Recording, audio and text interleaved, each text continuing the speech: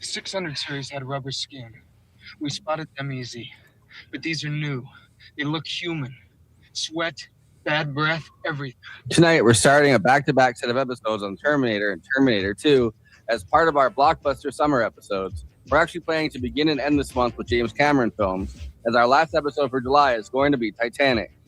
But tonight, we're starting with James Cameron's 1984 science fiction action classic, The Terminator, starring Arnold Schwarzenegger, Michael Biehn, Linda Hamilton, Bess Motta, Lance Hendrickson, and Paul Winfield. All right, listen. The Terminator's an infiltration unit. Part man, part machine. Underneath, it's a hyperalloy combat chassis. Microprocessor control. James Cameron came up with the idea for the Terminator while staying at a hotel in Rome to promote his directorial debut, Piranha II: The Spawning. He was incredibly sick with a high fever, and in one of his fever dreams was the image of a chrome skeleton dragging itself from a fire like a phoenix rising from the ashes. He got up out of bed, sketched his image, and that became the first scene in The Terminator that he worked backwards from. It was also inspired by John Carpenter's Halloween, which was made on a low budget, wanting to make a science fiction slasher film. It wasn't so much a theme as a kind of seminal image. I was in Rome. I was broke. I had a high fever, and I was just having these weird dreams. And I had this image of this kind of chrome skeleton, death image coming out of a fire, kind of phoenix-like. And I just got up and sketched it. And then around the nucleus of that, I started to create a story and sort of backfill. Okay, what is it? Where did it come from? Who's it after? And it all sort of fell into place fairly quickly. Do you think that science fiction should always have underlying ideas, really quite strong themes there? And if so, beyond this idea of rage and, getting the world to work your way, what is it in Terminator? It's not really about machines from the future. It's sort of about our relationship with technology, but it's really kind of about how our human potential for dehumanization ourselves. The Terminator begins an exploration of the human relationship to technology. Co-written by James Cameron's future wife, Galen Hurd, though James Cameron later stated that Gale did no actual writing, he really only suggested a list of edits to the screenplay.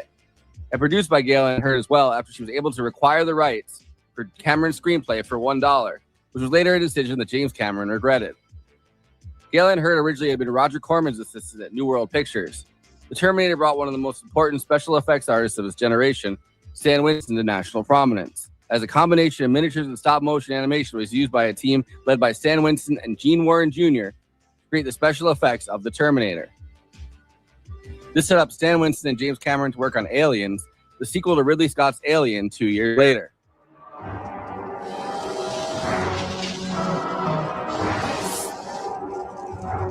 While waiting for production to start, James Cameron was also able to work on Rambo: First Blood Part 2, which James Cameron had been hired by Sylvester Stallone to write a first draft screenplay for. Cameron would later distance himself a bit and say he only worked on the action, while Stallone added the politics. The Terminator was produced by Orion Pictures and financed by John Daly's Hemdale Film Corporation, as they saw the Terminator as a kind of stylish B-picture.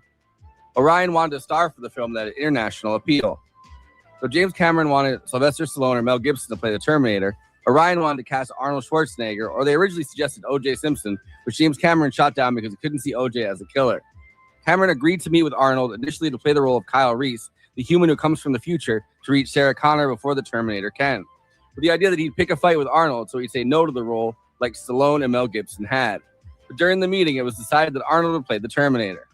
Arnold came in to talk to me about the character of Reese. He had a great deal of enthusiasm for the script in general. He was waxing eloquent about the action scenes, but he kept talking about it kind of from the Terminator's perspective and how cool that was and so on. We didn't talk about Reese as much as I would have expected somebody pitching themselves for that character would have. I couldn't get over kind of how unique his face was. It just almost just projected this kind of raw power. My conception of the character had been that he was more of an infiltrator. My perspective shifted, and I would say it pivoted kind of on a dime. All right, if I cast this guy, how are they not all going to see him coming? How does he not stand out in the crowd? How do they not all look at him? And I thought, you know what? Don't worry about it. He would make an amazing Terminator.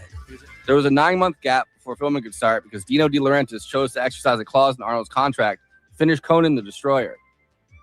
The roles of Sarah Connor, played by Linda Hamilton, who had just finished Children of the Corn, and Michael Biehn as Kyle Reese were much harder to cast, as they needed to build pretty much instant chemistry, as they needed to meet and sleep with each other pretty fast, resulting in Sarah Connor becoming pregnant with her future son, John Connor. In The Terminator, both the Terminator, a hunter-killer robot, and a human named Kyle Reese arrived from the future to try to track down a woman named Sarah Connor, who was going to end up being the mother of the resistance leader, John Connor, fighting the robots who have plunged the human race into an apocalyptic event after setting off nukes. This human-robot war will decide who controls Earth, as both sides are determined to get to Sarah Connor before the other can. At this point in the past, the corporation Cyberdyne, which will eventually build the Skynet computer system that these robots came from, already exists. Although Orion saw this as a B picture, it pretty quickly gained $4 million at the box office on the first weekend, becoming the top-grossing film of that weekend, setting up a franchise which would continue with the 1991 sequel, Terminator 2: Judgment Day, which we'll be covering next week. I'll be back.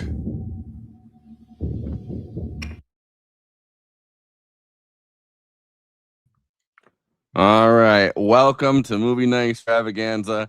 I messed up the intro, so I'm going to be introducing everybody on the fly right now, starting with Conan Neutron. He hosts Protonic Reversal and is the lead man for Conan Neutron, The Secret Friends, and is also an independent film critic, you know, and he's here, and senior producer for Movie Night Extravaganza. Let's give him a... All right. All the things you said are true, and I'm surprised by how many you remembered. So, yeah, here we go. I'm doing this on the fly. I'm here to save the future, and I take my job very seriously. So. Save the future, erase the past.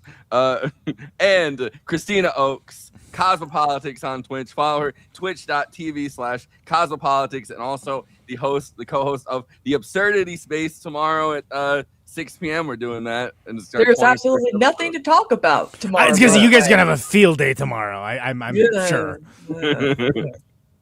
But it's the 5th anniversary of Movie Night Extravaganza. If you're not subscribed, please subscribe, hit that bell, get notified when we have something going on. We're all the goods for the occasion.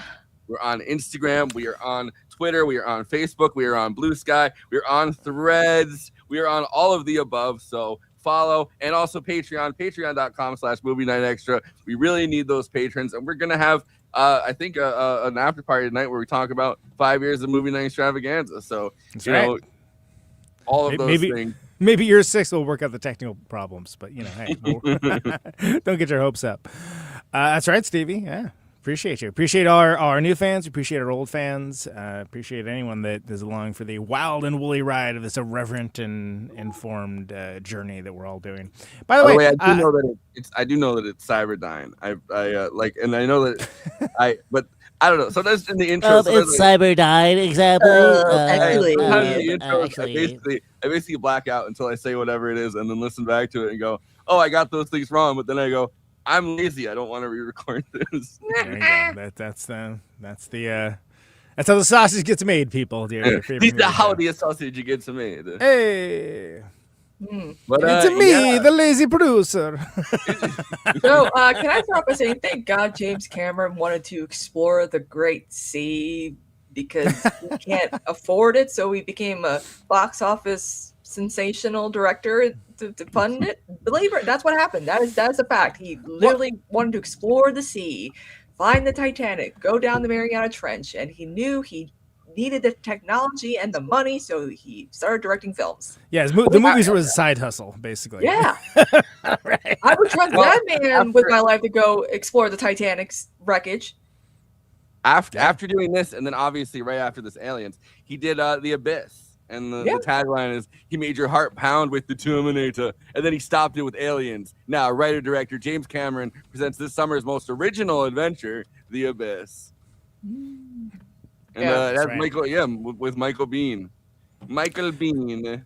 It's wild though that this was his second movie, because like the ramp up on this is like pretty considerable. Like, to be clear, by the way, Piranha 2 was the movie he did before this. The ill-advised The Spawning, right? Yeah. Yeah, Piranha 2, piranhing again.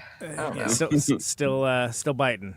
Right, because Joe Dante, of course, did Piranha in 1978, which is, you know, a genre picture, but like a good and respected one. We'll go ahead and say that Piranha 2, The Spawning, a little less respected. You know, also a little less good. I'm gonna go and say it. I'm very brave to say this, but Piranha 2, not a great movie. It's okay, you know, not putting and after putting it in one of the best sequels of all time category. Just kidding. Yeah. Well, and so that's what's so funny is that he makes this movie, which is epoch defining. Yeah. This is like when we think of the great, you know, science fiction movies, the great sort of dystopian future movies. We think of Terminator 2, but also this movie, because there could be no Terminator 2 without Terminator. This is also quintessentially one of the films that I once made a list of, like, where the movies where the sequel is better than the original. And it's something James Cameron was kind of known for with Aliens.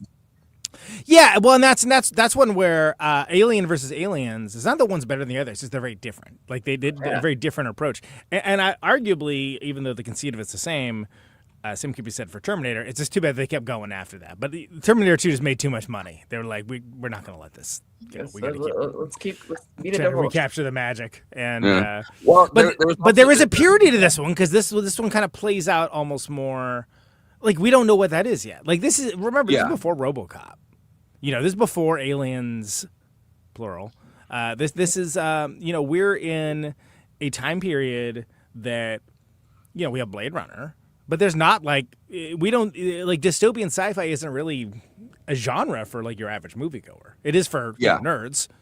But this movie, like, was considered almost an elevated slasher in a way.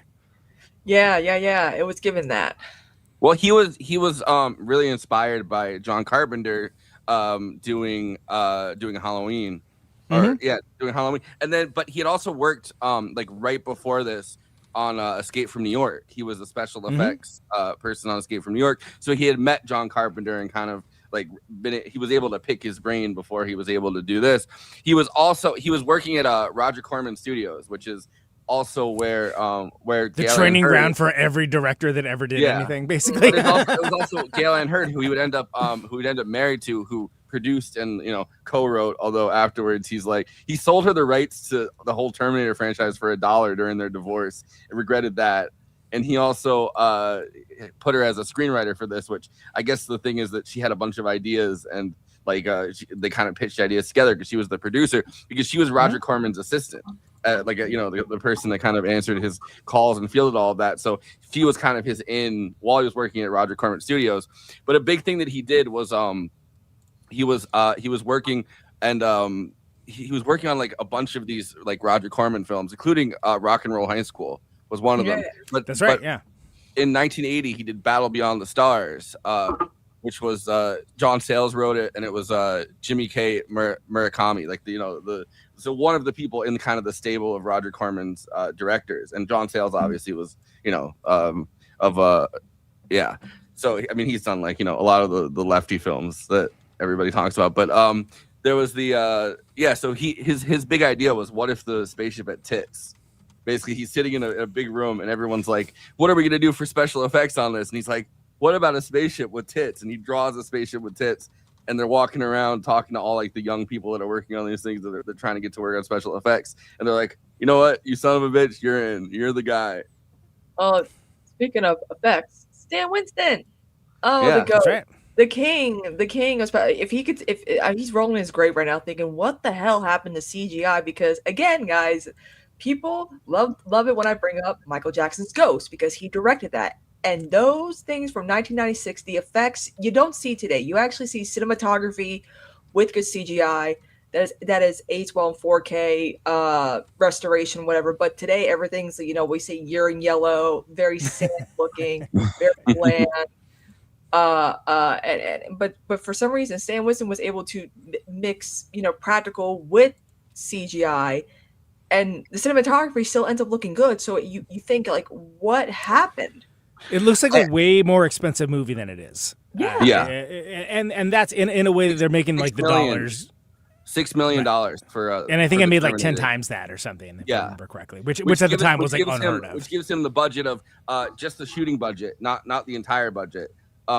Just the shooting budget for Terminator 2 ends up being 60 million. So basically it's 10 times what they have for this movie. And just that for inflation, I feel like James Cameron's like the king of like the box office, like, Well, everything Terminator reaches, 2 like, was the most $1 billion. expensive movie ever to that time, and it was something like 105 And then Titanic came along. $105 million Yeah. at that time in 1991. And then Titanic came out. But at that point, Where did that one again? Which is funny that we're covering both those. But I mean, Yeah. believe me, Terminator 2. We could spend an entire podcast just talking like the box office for that and like how that basically birthed the. Okay, settle physical down in media. the chat. Jesus Christ! Come on. Oh, what are we doing here? Like, and how like the physical media, the DVD extra, like basically the many editions, like let's just like pump as much cash out of this as we can. Like all of that like came from Terminator 2. But this is before any of that. Like this again, this was just like the reviews of it were this is, elevated slasher movie. And Harlan Ellison rightfully was like, yeah, great movie. Kind of reminds me of that story I wrote. Yeah. and later on he got a taste for that, which is good. But like, it's one of those things where it was a cultural flashpoint that led to like things that we think of as just like genre tropes, like are kind of established here. And again, the practical effects of it, obviously there was no CGI, so what else are you going to use? But like just again using all of your money on blowing up cars in exciting ways, basically, and just using real tactile sets in interesting ways, and then using the best you had with what you got. That some of it looks a little like okay. That looks a little robotic. Well, it's literally a robot, so that's okay. Like you can suspend disbelief. And Conan, that with part of the inspiration for Craig Ferguson getting a gay robot skeleton sidekick is the Terminator, because some of the tweet mail theme graphics had the Terminators. Well, and that's what's so funny, and I'm glad you bring it up, because there's so much cultural immersion of Terminator that like we just don't even like think, like the fact that like all right, just every week is all we think of. We don't think of anything else. Sure, but when you think of like have you idiots ever seen like a sci-fi movie? We're thinking of like the Terminator franchise, or at least the first two, where it's like there's like, oh yeah, we're gonna let the computers do everything. We build these robots that run off human blood. What? Why would you do that? Like that sounds like a very bad idea.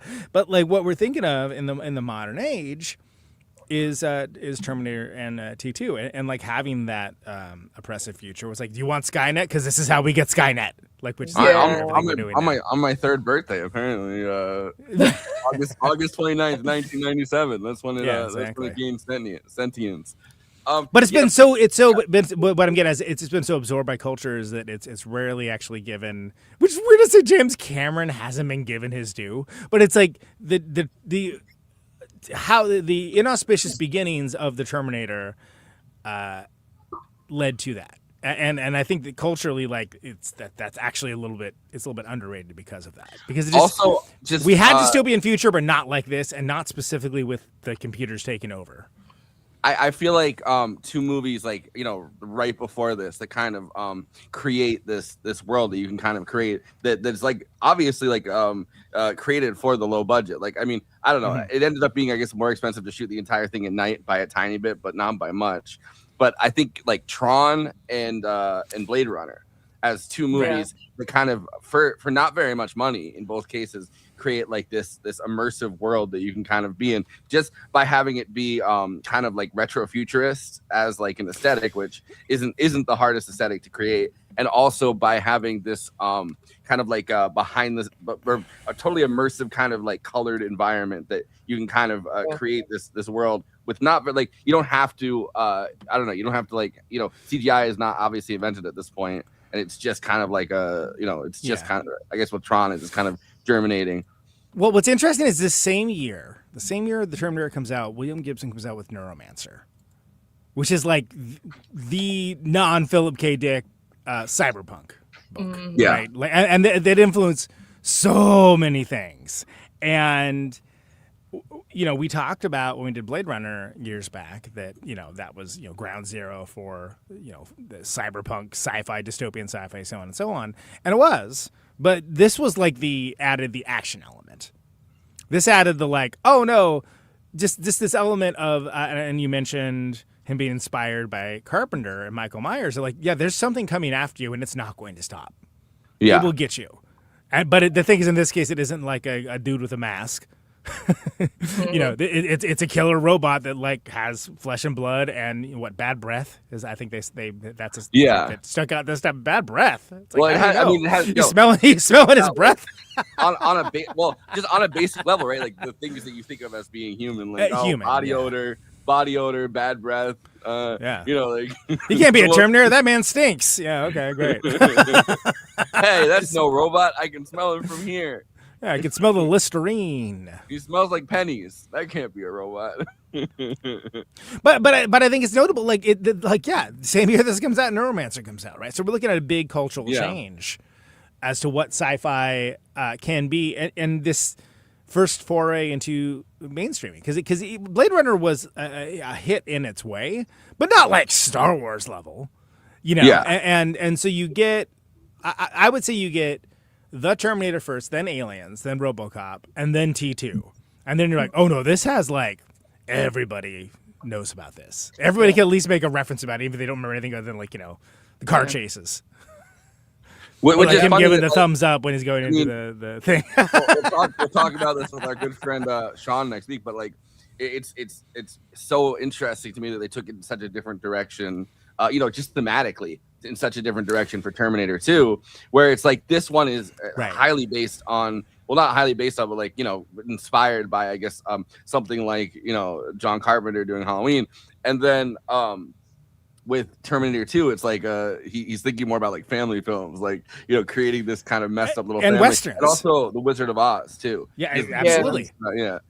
Well, and in the same way that, you know, Cameron managed to pull off what was considered unachievable at the time, which is make a sequel to Alien. that wasn't just like, what are you doing, dude? Yeah, and which is one of those classic movies that like you think that almost, you know, having a sequel would be like a death knell for it, and it's not. Like, how do you make it? What do you just do 2 of them? No, you do like 200 of them is what you do. Yeah, and a little kid and a cat. You know? Right, and so you have certain elements of that come out in this franchise as well, but it's like, well, how do you make a sequel that's going to be worthwhile? You can't just make it more of the same. You have to go a different way with the conceit, and build on what made it interesting without being worshipful necessarily. And that's why for me it's fascinating that both of those movies that I feel like are very flawed franchises that almost everything but the first 2 you could jettison into space, so to speak, and nobody would care.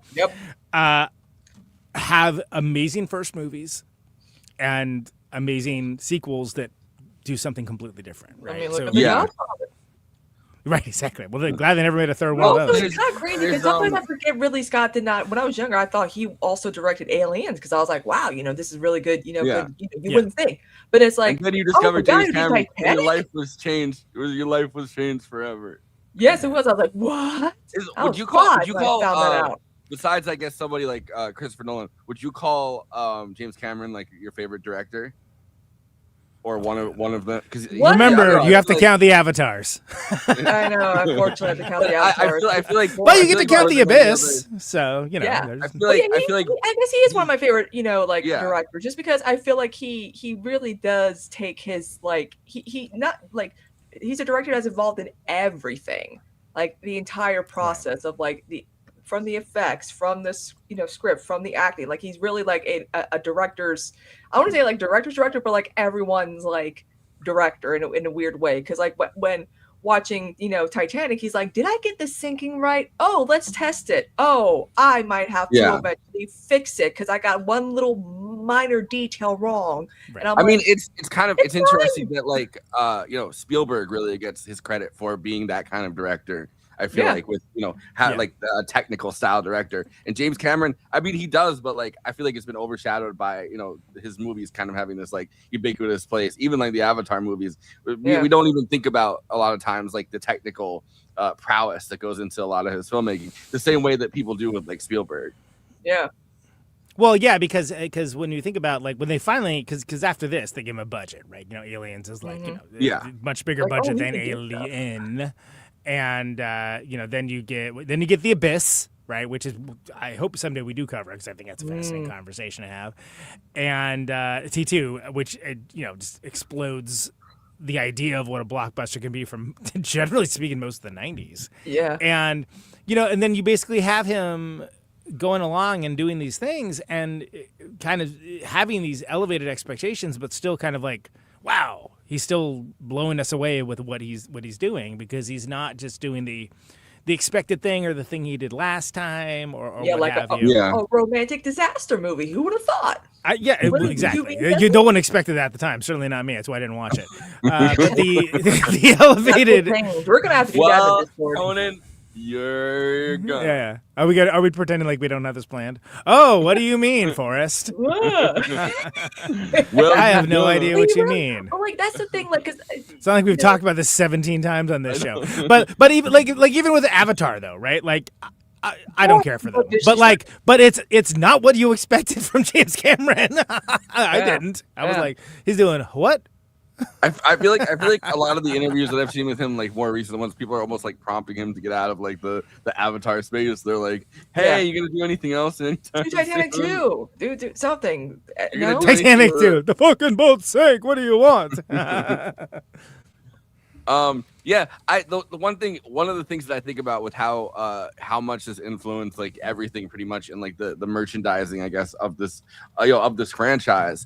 I remember even in the like 2000s, like even I think in the mid 2000s or like that, like in every pizza place they'd still have the Terminator 2 pinball machines, and those were such a big and just it was like it was over a decade after that movie came out. I mean, and we'll get into it, but I mean, honestly, not since Star Wars, really. Like, was there anything that was so just epoch-defining merchandise opportunities for like a cyborg killer movie? Yeah. Well, I don't know. Cody, you might remember this, but VH1 had a thing called like the top 100 pop culture icons, and Arnold was also featured in one of the top. Actually, no, it was 200 pop culture icons, and Arnold was there, and this was that time when he was the governor. Like you cannot like that come way later, and I can say that as unfortunately someone that was in a state that he was. He was your governor. Turner doesn't work without him. Not great, by the way. He's forever tied and still doing whatever references to the original movie. Like it's like it just doesn't. Yeah. He's not the best at like it's hard for him to do anything else because of his thick his accent or whatever. But that just look at like The Long Goodbye. They he's in that movie, but it's like they didn't know how to deploy him yet, and that Conan the Barbarian, much to my eternal chagrin, was very popular. But like it's one of the things that brought him to the attention of people. But it was the Terminator franchise, specifically T2, but also for the nerds, this one, that like they started thinking about, that guy's, and then that led Commando and Predator, which we covered in this very show, and him doing some of the comedies because they really didn't have much range. Yeah, that was later. That was like more early 90s, right? Patrick Ridgewood, he was in the scene with Chris Parnell in Jingle All the Way, where he's like, the Ultron, whatever, the action figures or whatever, and he's like, "Where's your Christmas spirit?" Yeah. I think getting away from Jingle All the Way for a moment, if we may. I think it's you have Commando next, and then you have Predator soon after, and those are all. So this is like a nonstop run of like Well, first of all, movies that that are 80s quintessential action movies, but also movies that dudes are like, hell yeah.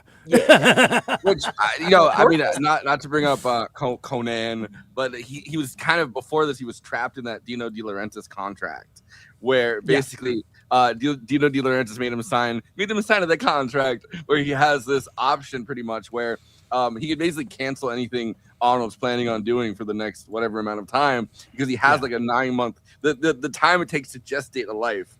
Basically, he can extend out Arnold's contract on all of those films as like an option.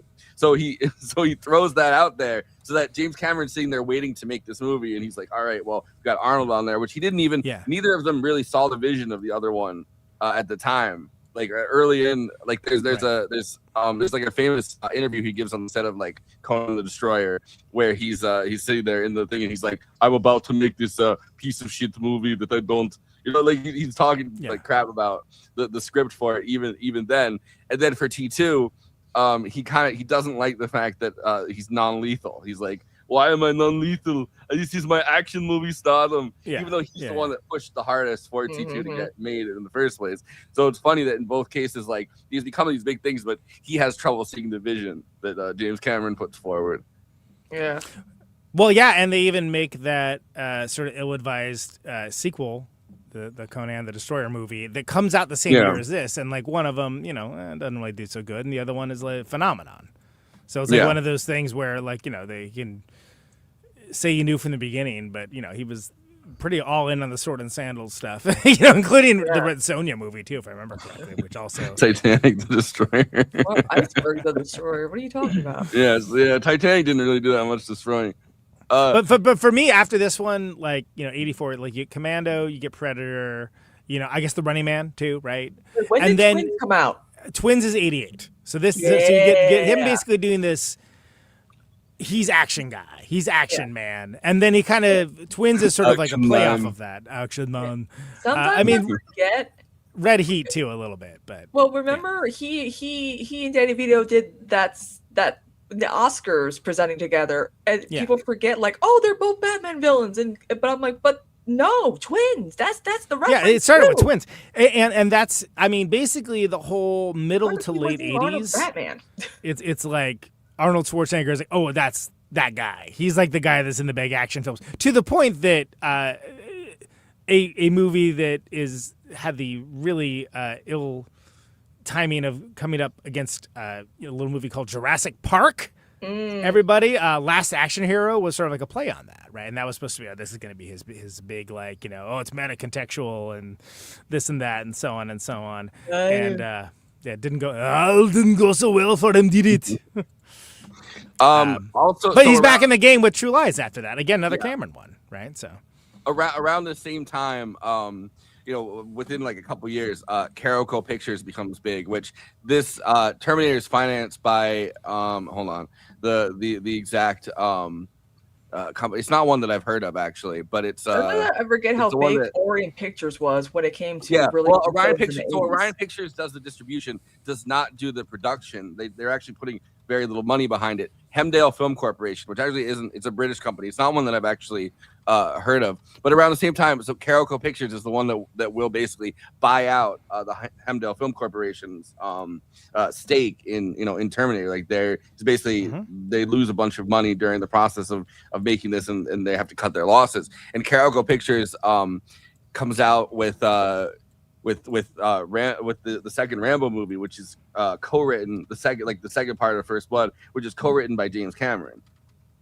During the break. That's right. Because it's not for which you really could call it Second Blood, but yeah, they call the first movie First Blood, so that's Yeah, so he writes that while Arnold is finishing up this 9-month contract with Dino De Laurentiis. Dino De Laurentiis.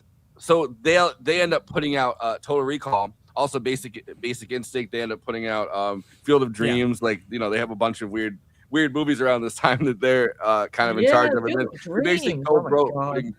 they basically throw way too much money at the stars of all these movies, and they end up going completely broke by 1 year after Terminator 2 comes out. But Yeah, so they do that. They buy out the stake from him to a film corporation to create the second Terminator, but they have this standing relationship with Arnold because of Total Recall, and they're like, let's do another Total Recall. Yeah, basically. Yeah, I mean, and there's a lot to. I mean, and there were the Terminator, not even Terminator ripoffs, but the Terminator style ripoffs that happened. Like Full Moon had, I think, a little cyborg or something. I can't remember. It was like Moon. They still doing stuff too. They are. It's mostly softcore pornography now, unfortunately. But yeah, like there was a lot of like, you know, Z grade knockoffs of this because it was popular, and it was very much like, oh, this is a scary concept. Because again, remember, all right, this is like a, you know, dystopian future, and like they're trying to, you know, rewrite the past, and that's our present, and unstoppable killer, essentially. Yeah. It does not feel pain, and you know, like has all these advantages, and so on. And I mean, it's, you know, the first Terminator, like, you know, the one we're talking about, the Terminator, shows you can make something like this for not very much money. I mean, you know, absolutely, it's still, it's still $6 million. It wasn't like pocket change or anything, but comparatively to what it actually made, I mean, it launched a franchise of movies, including one of the most successful sequels of all time. But it also launched a cottage industry of this kind of movie. I mean, most of them are freaking terrible. They're really bad. But like, I mean, there was a lot of just like, you know, suddenly everything. Yeah, when we make jokes about everything, it's got to be dark and gritty. Is it dark and gritty? You know, it's like, well, it's kind of this one. And what's hilarious is, and we'll get to it, I'm sure soon we do the plot synopsis. The future that they're showing, mostly miniatures, miniatures and like projected screens, and it works because it's like they show you just enough. And they have like the lighting is so key. Far into the future it is. We're getting there. It's almost 2020. Well, and you can really see why Stan Winston and James Cameron work together so well, both on this and Aliens, is because James Cameron comes out of the world of doing miniatures. And so he like, and the miniatures rule. They're really good because you get these like really crazy looking hunter killer devices and ships and things like that, and they look futuristic because they look so like unnatural to how we would think of as that technology would look like. Does it work? Of course not. They're freaking this big, but like you know, it works as a movie conceit, which is something that you know, when that's done well, it's always worth noting because like if I was a director, you know, in that time period, I would definitely be like Stan Winston, no one else. That's who. It's the man. Yeah. His attention to detail, make it everything as perfect and seamless as possible. And even as time went on, where CGI was becoming, you know, the new thing, he was trying to find ways to make it cutting edge while also still using practical effects. And, you know, and again, we don't see that anymore because they're not. It's like, you know, give Stan Winston $100 million budget, he'll make a movie that's you wouldn't think. Well, and it's crazy. He didn't. Sorry to interrupt, but he didn't get professionally lauded for this, but he did for Aliens. But it's almost like Aliens was as much, look, very worthy in its own right, but it's almost like this is a deferred, like you've just been doing this thing that like no one else does, and we're going to recognize you basically. Because speaking of things, The Thing. Right. Yeah. I mean, like, you know, that's another one. That's what I was gonna bring up next. I was gonna say, like, we saw it on the big screen, and like, you know, you and I holds up for my birthday last year, and it holds up, like including the miniature work on it, where you can kind of, I mean, you can kind of tell like so much of the actual like, you know, the thing, like the alien part of it is it done that way. Parts of it, especially like, and also like I think the scenes where it's like you know, they're fully in the Arctic, and you can, or the Antarctic. Yeah, well, it's like, you know, with the again with like some you could tell when a film crew, specifically when it comes to like the effects, that they're probably thinking this might get restored, quality might change. We gotta make sure it still holds up 40, 50 years later. Yeah, they're using oftentimes low tech things to give like an unearthly sort of like, you know, unnatural feel, and then it ends up looking kind of timeless. I mean, because again, like going back to the thing, right? Like it was a garbage bag they lit on fire. That's what they did in the opening, and it looks so rad. You're like, wow, that's so amazing, and just the and we should get into it, but like it just what everything they did with this movie as well. Again, he's not. The Terminator is not an Oscar nominating movie. T2, very much so. He actually won 2 Oscars for T2, which we'll get into next week. Which I feel like by the time that comes out, it's like a very special effects heavy, like more so even than this one. Yeah, I agree. Well, also just in the 80s, right? Like there's a lot of movies that use special effects, but I feel like special effects got lauded a lot more in the 90s because I mean you have Spielberg doing Jurassic Park in the kind of mid 90s. Like you have so many of these movies that it's like a huge amount of work goes, which is another Stan Winston project that he works on is Jurassic Park. But there's so many like kind of big budget kind of stuff by then. Which I feel like a lot of these kinds of things in the 80s are like lower, like weirdly enough, lower budget. Mm-hmm. I know we're going to get into the plot synopsis, but you mentioned in the intro and somebody mentioned in the comments, O.J. Simpson as the Terminator is absolutely insane. Can you imagine that man as a killer? Apparently, yeah. I mean, he's got the build for it. Like, it's not that he's not intimidating, but yeah. Well, this is. I mean, can you imagine that? Like, like whatever, someone's making their sci-fi like alternate dimension movie, and then like see a poster of the Terminator with O.J. Simpson. I guess it's 2 years. I guess it's 2 years before The Naked Gun comes out. But like they have OJ still is kind of the celebrity that it's like he's like the friendly neighborhood black football player, and it's like I don't know, like in your head it's hard at this point to like think of him as anything besides just like, oh yeah, that's the guy that murdered his wife. Or like ex-wife, but at this point, like, you have to think about it in the terms of like OJ's on like breakfast cereals, and he's kind of on commercials, and they have he's like an American everywhere. like icon, absolutely. Whereas can you see him getting up and like being well, now you can, but or him going, I'll be back. Like I'll be back.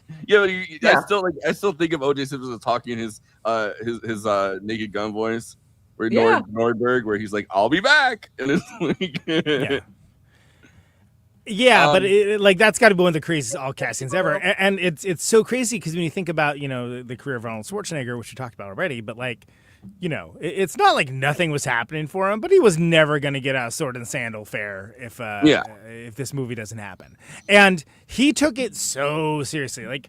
And again, I got lots to say about the guy politically, but he worked with guns like every day for like a month to prepare for this. Like, and like he basically was stripping them and assembling them blindfolded, and like went to the shooting range and practiced. And since he had to be ambidextrous, he'd like practice the moves and whatnot. And I guess like even whatever. You see him go ambidextrous multiple times in this movie where he throws the gun in between the two hands, and he's like, I mean, he got props from Soldier of Fortune magazine, which is freaking hilarious and levels, but who are never happy with anyone. They're like, that's not how guns work, blah blah blah, and they're like, actually, that's not how guns work. Now, who wants to go to Ghana and kill the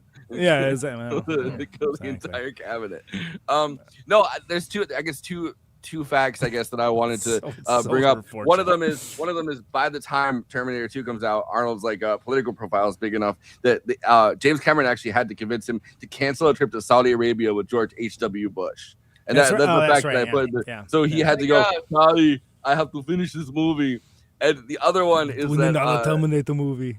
They're shooting. They obviously shoot across LA for the entirety of the second Terminator, and they literally close down highways and stuff like that. But one of the things is that they go to one of the bars that's like this is just a bar, and people are going in and out. And somebody comes in, and Arnold's wearing like it's like around the time he's doing his naked scene, and he's wearing like a one of those like underwear that kind of shows everything out, And someone walks in and goes, "What's happening?" He goes, "It's Stippler's night." It's like it's male Stippler's night. All right, so we talk all about that when we do the sequel next week. Let's hit the plot summary, please. Okay. Over an apocalyptic battlefield dominated by robotic war machines in the future, humans will wage a long war against an enemy known as the Machines. The final battle, however, will not be fought in this future world, but in the past, specifically our present. The year switches to 1984. An object is transported through a high-density energy field. The object is a man, Arnold Schwarzenegger. The man swats two punks aside. The third stabs him, but the giant tears open the punk's body and kills him. One man left alive is terrified enough to hand out the hulking killer his clothes. He later kills the owner of a sports gun store and takes a small arsenal of weapons, hot wires a station wagon, and finds a phone booth, throwing its occupant aside. He checks the phone book and looks up a name, Sarah Connor, finding 3 listings. Right. So this is again. So first of all, he does ask for their clothes at first, and they're like, "Oh yeah, whatever, dude. No way." To be clear, they didn't put that part in, but yeah, I mean the phone book as like a plot device. You know, comment. Oh, okay. In the downtown alley, a scarred naked man, muscular but much smaller in size than the other man, who arrived in a similar fashion, is forced through a portal and lands in the alley in obvious pain.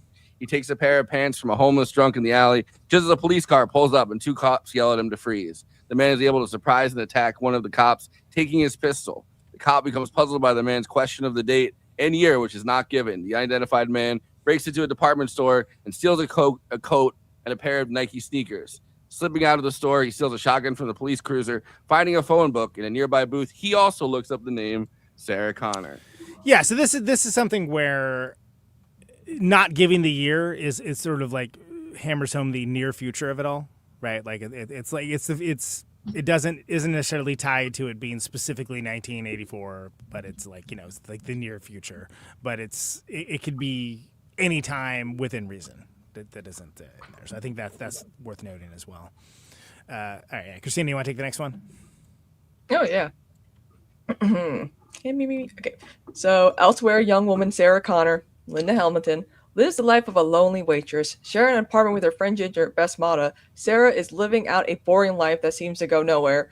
The Terminator steals a car and goes to a local sporting goods store and steals a gun. The hulky man goes to the address of the first listing of Sarah Connor. As he walks to the front door, a small dog barks at him. When Sarah Connor opens the door, the man forces his way inside and brutally murders her with the pistol he'd acquired. Not long after, Sarah's coworker drags her to the television where Sarah sees that a woman sharing her name has been murdered by an unidentified assailant. Yeah, that's such a dick move that she does, where she's like, "You're not going to want to miss this. Come here." And she brings it to the TV, and it's like Sarah Connor. Someone with your exact name just got murdered. Great. Yeah. Also, he takes more than just the one gun. Like that's, I mean, this is a much better synopsis than the other one. But it's like he's like, you know, it's played for comedy, like how specific the Terminator is being about, like, and like especially like when he asked for a pulse rifle at the end, where it's like, and he's like, "Oh, I don't have that." Yeah. But like everything else, he's like, "Yep, you bet. Here we go, home defense, AK-47." You know, like he's just like. And then he goes, "The rifles I can give you today, but the handguns you're gonna need to wait a day." And that's where he blows him away, right? Exactly. Yeah. And then also Ginger. Jesus Christ, girl, get off your headphones. I mean, come on. Like, we get it. You like to listen to it when you're having sex. You like to listen to it when you're making a sandwich. Like, yeah. I mean, it's to the point of like, all right, I get that this is supposed to be a commentary on people being, you know, involved in their own world with their checks notes Walkman. Phase rifle. Thank you. Walkman, kids were a thing. Yeah, it was the doom scrolling of its time. Remember when you had to wrap the thing around just so you can listen to it?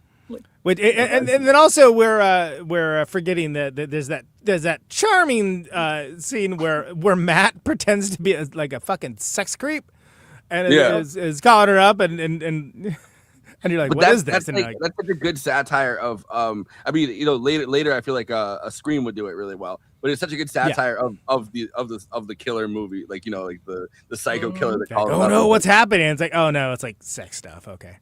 A robot using the phone book to find specific people in LA and drive to their houses would have made a good Cops episode. Yeah.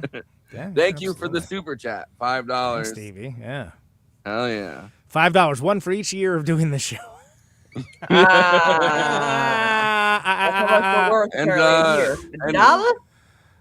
$2.50 for each synopsis we've had to do.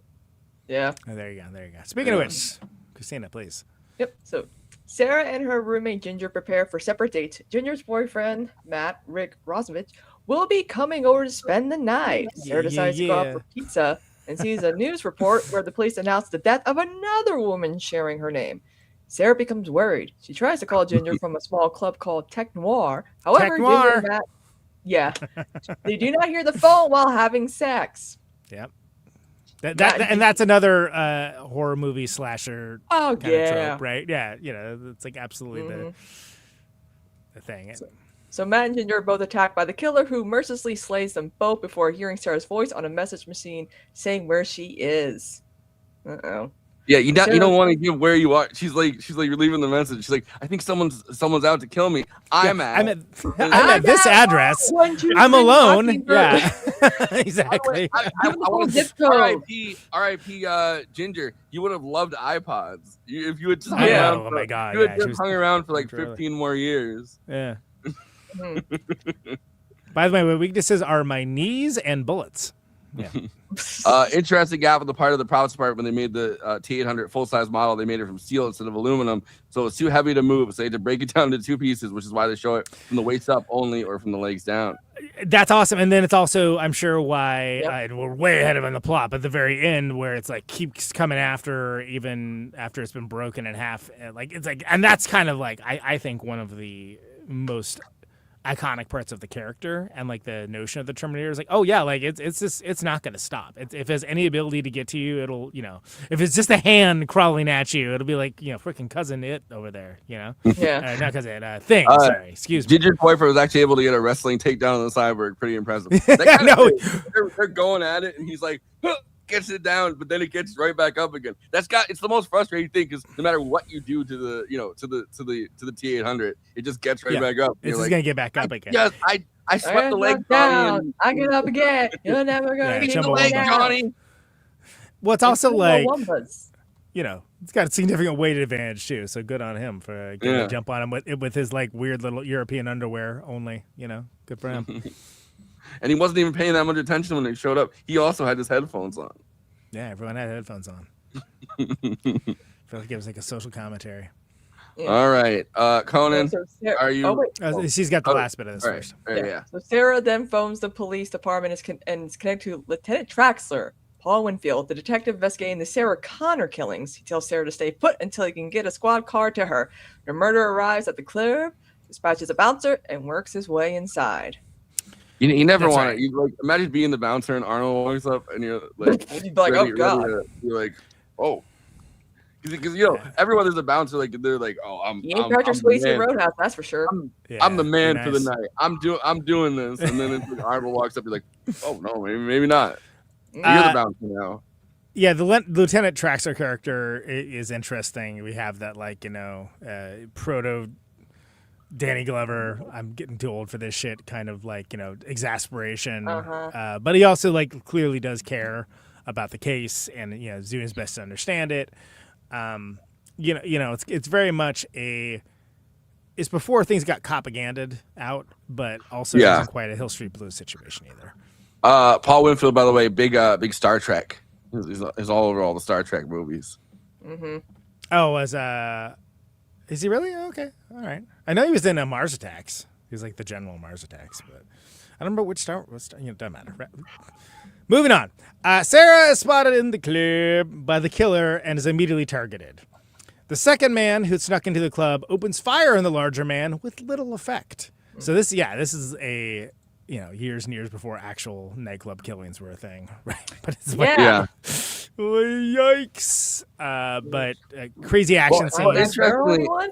Interestingly, only a few years though before the big rap beefs kind of started in LA, where people would just get gunned down standing outside of the nightclub. That was one of their favorite moves to do, the drive-by. Idiot, the nightclub had nothing to do with that shooting, and I'm like. But that's also so it's playing on those kinds of unease and fears, as well as the panic, the crime panic that was currently happening. Terry Funk, yeah, that'd be great. I would pay to see that. Okay, after firing a burst from his Uzi, the man advances on Sarah, ready to kill her. The man wielding the shotgun fires several blasts, throwing the larger man through the club's front window, where he lands on the street. The smaller man, he has a name, picks up Sarah, saying, "Come with me if you want to live," which, of course, everyone attributes to the Terminator from T2, because the turnaround of the reference of Kyle Reese saying that is that the Terminator in T2 says that, and it's a clever callback, but people only think of the Terminator saying it as actually Kyle Reese's line. So, Sarah watches horrified as her would-be killer rises from the street and runs after them. Sarah and her protector escape through the back door of the club, with killer chasing them, his vision revealing that he's not human. No! What? No, really? I didn't know this. I mean, again, I guess go back to 1984 without, knowing RoboCop and Terminator and all this. But it's like, all right, I guess he could be a Michael Myers kind of dude or something. But it's like, at this point, we've seen the future. We've seen the killer robots. If you, unless you we're getting popcorn or something, you miss those scenes. Like, I can't imagine how you'd be surprised by that. Sarah's new companion, again, he has a name, shoves her into a stolen car and speeds off while the killer subdues a cop. A cameo by the film's writer, William Wisher, and takes the car. Yay, cameos. We love them. So, yeah, William Wisher. That's a hell of a name. During the chase, her rescuer explains that he is Kyle Reese. Finally, he's got a name. Michael Biehn, a soldier from the future sent back through time to protect her, and that she's been targeted for termination. Her assassin is actually a cybernetic organism, or cyborg, a sophisticated robot covered in human flesh. This Terminator is designed to infiltrate human groups mostly undetected and wipe them out. Reese further explains that Sarah is destined to give birth to the humans' future leader, John Connor, that a nuclear war that killed most of humanity was initiated by a new powerful computer system, referred to as Skynet, that was tasked with controlling all defense systems. All right, so this is the plot bomb that's, again, sets up multiple franchises, not just this one, where it's like, this is the bleak future that we have to prevent. Here's the details why. It's like it's a bootstrap paradox kind of situation, right? Yeah. And we think of this as being cliche now. It's cliche because it's this movie. Yeah. Like, oh, there's some from the future that kill humans. Wow. Revolution. What's back then? Yeah, it's pretty freaking groundbreaking. Nobody had done anything like that. It's like, why? What do we do? I don't know. Well, and it wasn't like they're. Why don't we stop a terrible future from happening? Kill all the humans, duh. Like, yeah, exactly. And interesting. Then '84, we were being warned about the dangers of AI too. Ooh, what about AI? Any updates on that? Well, the thing is, I think it turned out fine. James Cameron famously, he's asked about it all the time, where they're like, would you make another Terminator movie now that AI is like a reality? And he's like, anything that I came up with in a script by the time the movie came out would be obsolete. Yeah. Oof, that's depressing and very true. The actual Skynet thing is not obsolete. It's in fact what's happening right now. Yeah. I mean, the only difference is that rather than being this defense systems, it's the corporate involvement in commercial systems. But anyway, that's neither here nor there, and that's a different podcast. Well, no, Anduril, the Palantir system, is doing the exact Skynet thing. Yeah, where they're doing the defense contracts where they're actually doing unmanned. It was blowing my mind watching it again because they talk about the unmanned drone system. In this, they don't use the word drone, but they're like, oh, the unmanned weapon system. Like, shit, that's what's happening right now with Anduril. Yeah, but it was also, before it was specifically happening with that, it was happening for years before this in the private sector, which is something they get into a little more in T2. But it's worth noting that people have been ignoring the stop sign and flashing warning sign for many years now. So the other side of it's kind of now ramping up. Whereas we would like to welcome our new sponsor, Skynet, bringing you a better tomorrow. Moving to Extravaganza is proud to welcome our robotic overlords, and we'll be gleefully collaborating with them. The Terminator. Did he have a point? Yes. Yeah, our first thing is that we're trying to get the term clankers. If you say the word clankers, you get censored on. This is a no hate speech podcast, please. That is hate speech. Those are slurs. Yeah, our robot overlords will not tolerate those slurs. Other ones, yes. Reese grew up in the ruins, was enslaved and marked with a barcode. By the way, hard to overstate how big of a deal that was. I mean, that's kind of like the concentration. Yeah, it's the concentration. But especially in the 80s and 90s, it's a chief conceit of Mike Lee's Naked as well. There was a lot of everyone's gonna be barcoded in the future to be tracked, and what nobody could have predicted is everything would be completely elective and gauge inconvenience and entertainment. Do you guys remember when Huxley got it closer? Do you remember when Elizabeth Warren was running for president and they all of her staffers got the numbers tattooed on them? I know, it's like. Or remember when people were like, "I do not consent Obama to put a chip in me to get Obama," or whatever the hell they were. I was like, exactly. "Oh my god!" Yeah. But now you need a barcode to log in everything or to look at a menu for a restaurant now.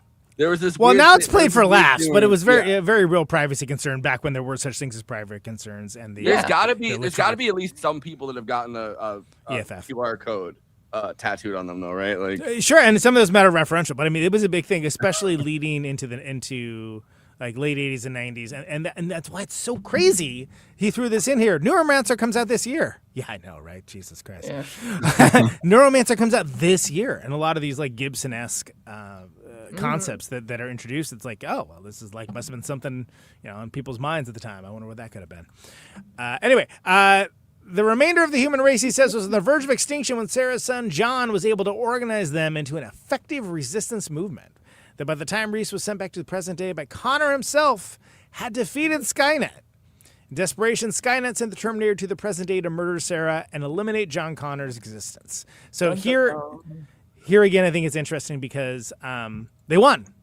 At what cost? Humanity is, is hobbled, like, but they won, and it's Skynet's that's trying to like change history to make things more advantageous for itself, right? And that I think is a detail that's often lost whenever this movie is discussed, because you think of it the other way of like, oh well, we have to preserve the humans winning. It's like no, they won, but like way too late. Like most of culture's destroyed, most of the earth's like a bombed out wasteland, so on and so on. So and I think that is really hammered home with a couple specific scenes in T2 that like Cameron's worldview on that, which I largely agree with.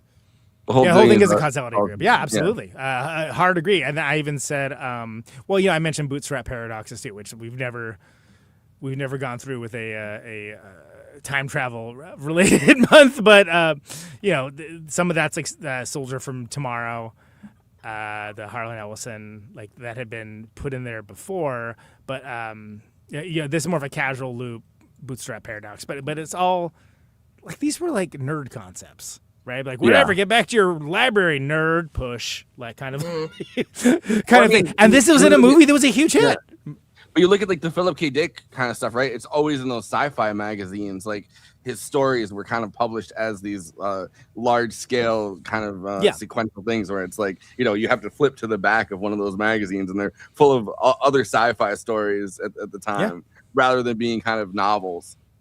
By the way, Josh, shut up. All right, we're this is the format of the show. This has been the format of the show. Jesus Christ! I mean, like we're I mean, okay. You know what? Oh, I Over love to you, watching Forrest. T1 just for the shots of early to mid 1980s. They are Los really Angeles, cool. Bob's Big Boys. I like that it's a ripoff Bob's Big Boy too. Like, they didn't want to pay for the rights, but it's like it's like the same. I think it's even the same site. Yeah, but I mean, if you don't understand that we're interjecting commentary as we read through the plot, I don't know what to tell you. Like, maybe watch a movie. Thank you. Oh, Terminator is one of my favorite movies. I can also just continue on. Do it. Want me to just continue on? I lost track of where we were because I got up for a second. Reese hides them temporarily in their parking garage, looking for another vehicle. The Terminator finds them there. What the this guy went in for it. Like he's doing a very cinematic reading, but I like sometimes that there's just like parking garage. Spelled words. Maybe you should have gotten AI to look this one up. I wasn't gonna mention I auto-corrected for him the garaged versus garage.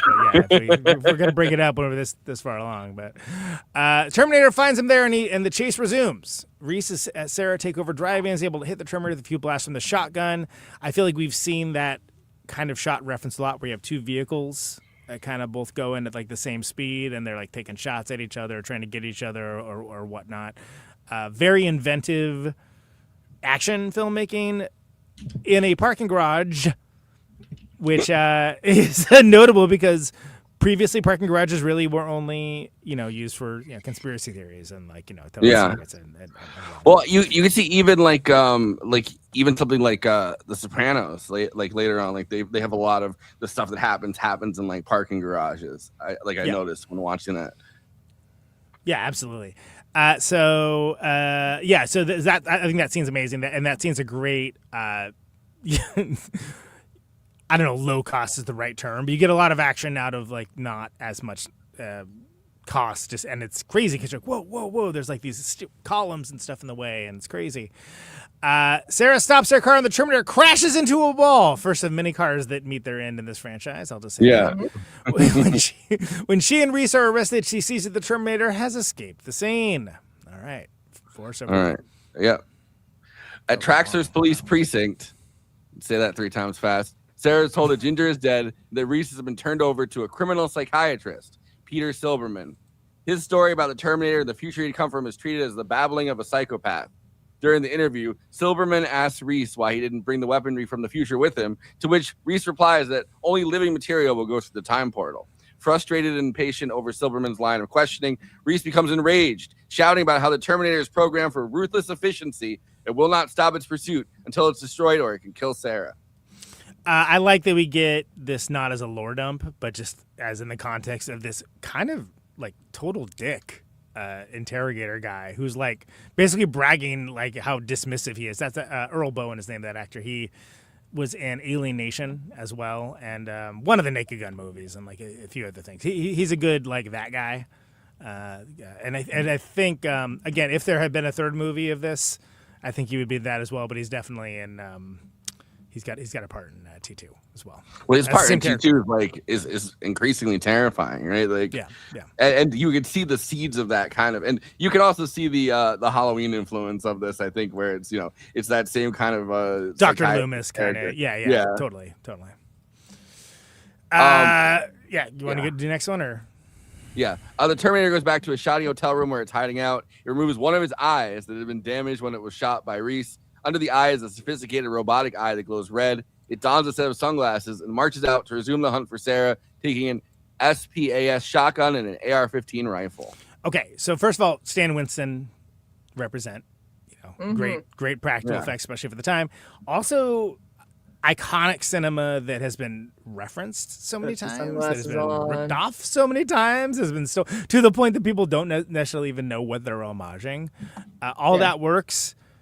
The effects are of their time, but once again, we're talking about the movements are too mechanical looking. Oh yeah, for the cyborg, like you got an instant out, right? If you so like brilliant to do it this way, and brilliant to mix the model and the makeup and the Stan Winston of it all, along with the actual Arnold and again like this the uses of the sunglasses, right? It's something that we think of as being so endemic to like the action genre, and a large portion of it comes from here. Looking badass. Yeah. Well, but also you can look at something like Terminator, brought to you by big sunglasses. Yeah, you can look at something like a Cronenberg, like any of Cronenberg's films, right? They have the body horror in here where it's like he's going at like he's pulling off the he's going into his own body and pulling out the robotic part of it, and he's fixing his eye and like so you can actually do that for not that much money, which is why I think there's so many rip-off kind of things. It's like there are so many ways to do this kind of action, but it hits really hard for the like bang for your buck. Well, yeah, and that is the intimate nature of like the body horror aspect of it is like there's an intimacy to it that is kind of. I wouldn't say charming is the wrong word, but there's an immediacy to it that gets away from the. It's charming. It's charming now in the era of like CGI. I would say it is. You're right. But and it's a good contrast in that and the big action pieces like the shootout in the freaking parking garage and what have you, where it's like, oh yeah, we get this moment of like, oh, we don't, because he says so little. Like he says so, like I think he says fewer lines in here than he does in the Barbarian movie. But like it's also something where when he does say it, it's like gunfighter style. Like it counts for like 5 times as much. Well, it's kind of like how certain villains or characters, they're more. It's all about showing them and not letting them say a whole lot. It's like in the original like Nightmare on Elm Street film with Freddy Krueger. He didn't really say a whole lot. You didn't see him a whole lot. Well, how about Halloween, right? We talked about that. I mean, Michael Myers never says anything. If Michael Myers is like, well, actually, what I'm doing here is blah, blah, blah, blah. Come on, Actually, what I'm doing here, I'm going to hunt you down. The meta-refutation of man's inhumanity to man. Okay, Kristina, Play to your strengths, buddy. you wanna jump on? So, at the police precinct, the Terminator arrives in the foyer and asks to see Sarah. When the desk officer refuses his entry, he drives a police cruiser through the lobby, killing the officer. R.I.P. What, the fifth car that's gotten murdered on this? But so many cops, by the way, really getting it in this one. Like, to the point of, I'm like, wow, there's a lot of cops getting killed in this. Yeah. ACAB. Terminator, the first ACAB movie. Yep. It makes me wonder, in Terminator 2, he makes a deal with James Cameron makes a deal with the LAPD, kind of giving them overtime to actually have like the SWAT team show up. And it makes me wonder if like he kind of not felt bad, but he's like, all right, I gotta kind of like you're gonna make up for. I mean, they're getting just murked like on the the next scene that we're gonna talk about. But the refusing him entry, that scene is like so funny, and it's so funny because he's like, okay, this is the Terminator. He could just like crush his head or something or shoot him, but he's like, no, I'm gonna drive the car through the front. Like, why is that? Like this very logical killing machine.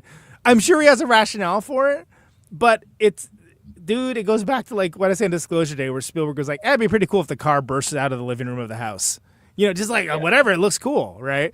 But it works. It works in a way that it defies logic. Very funny. I gotta pull it up in the when we do the after party, because I don't want to interrupt our flow space. But there's this long interview between Arnold Schwarzenegger and James Cameron that I really liked. I watched like the entire half an hour long thing. It's like one of their making of featurettes for like a later edition, and in it they're talking about why that scene works so well.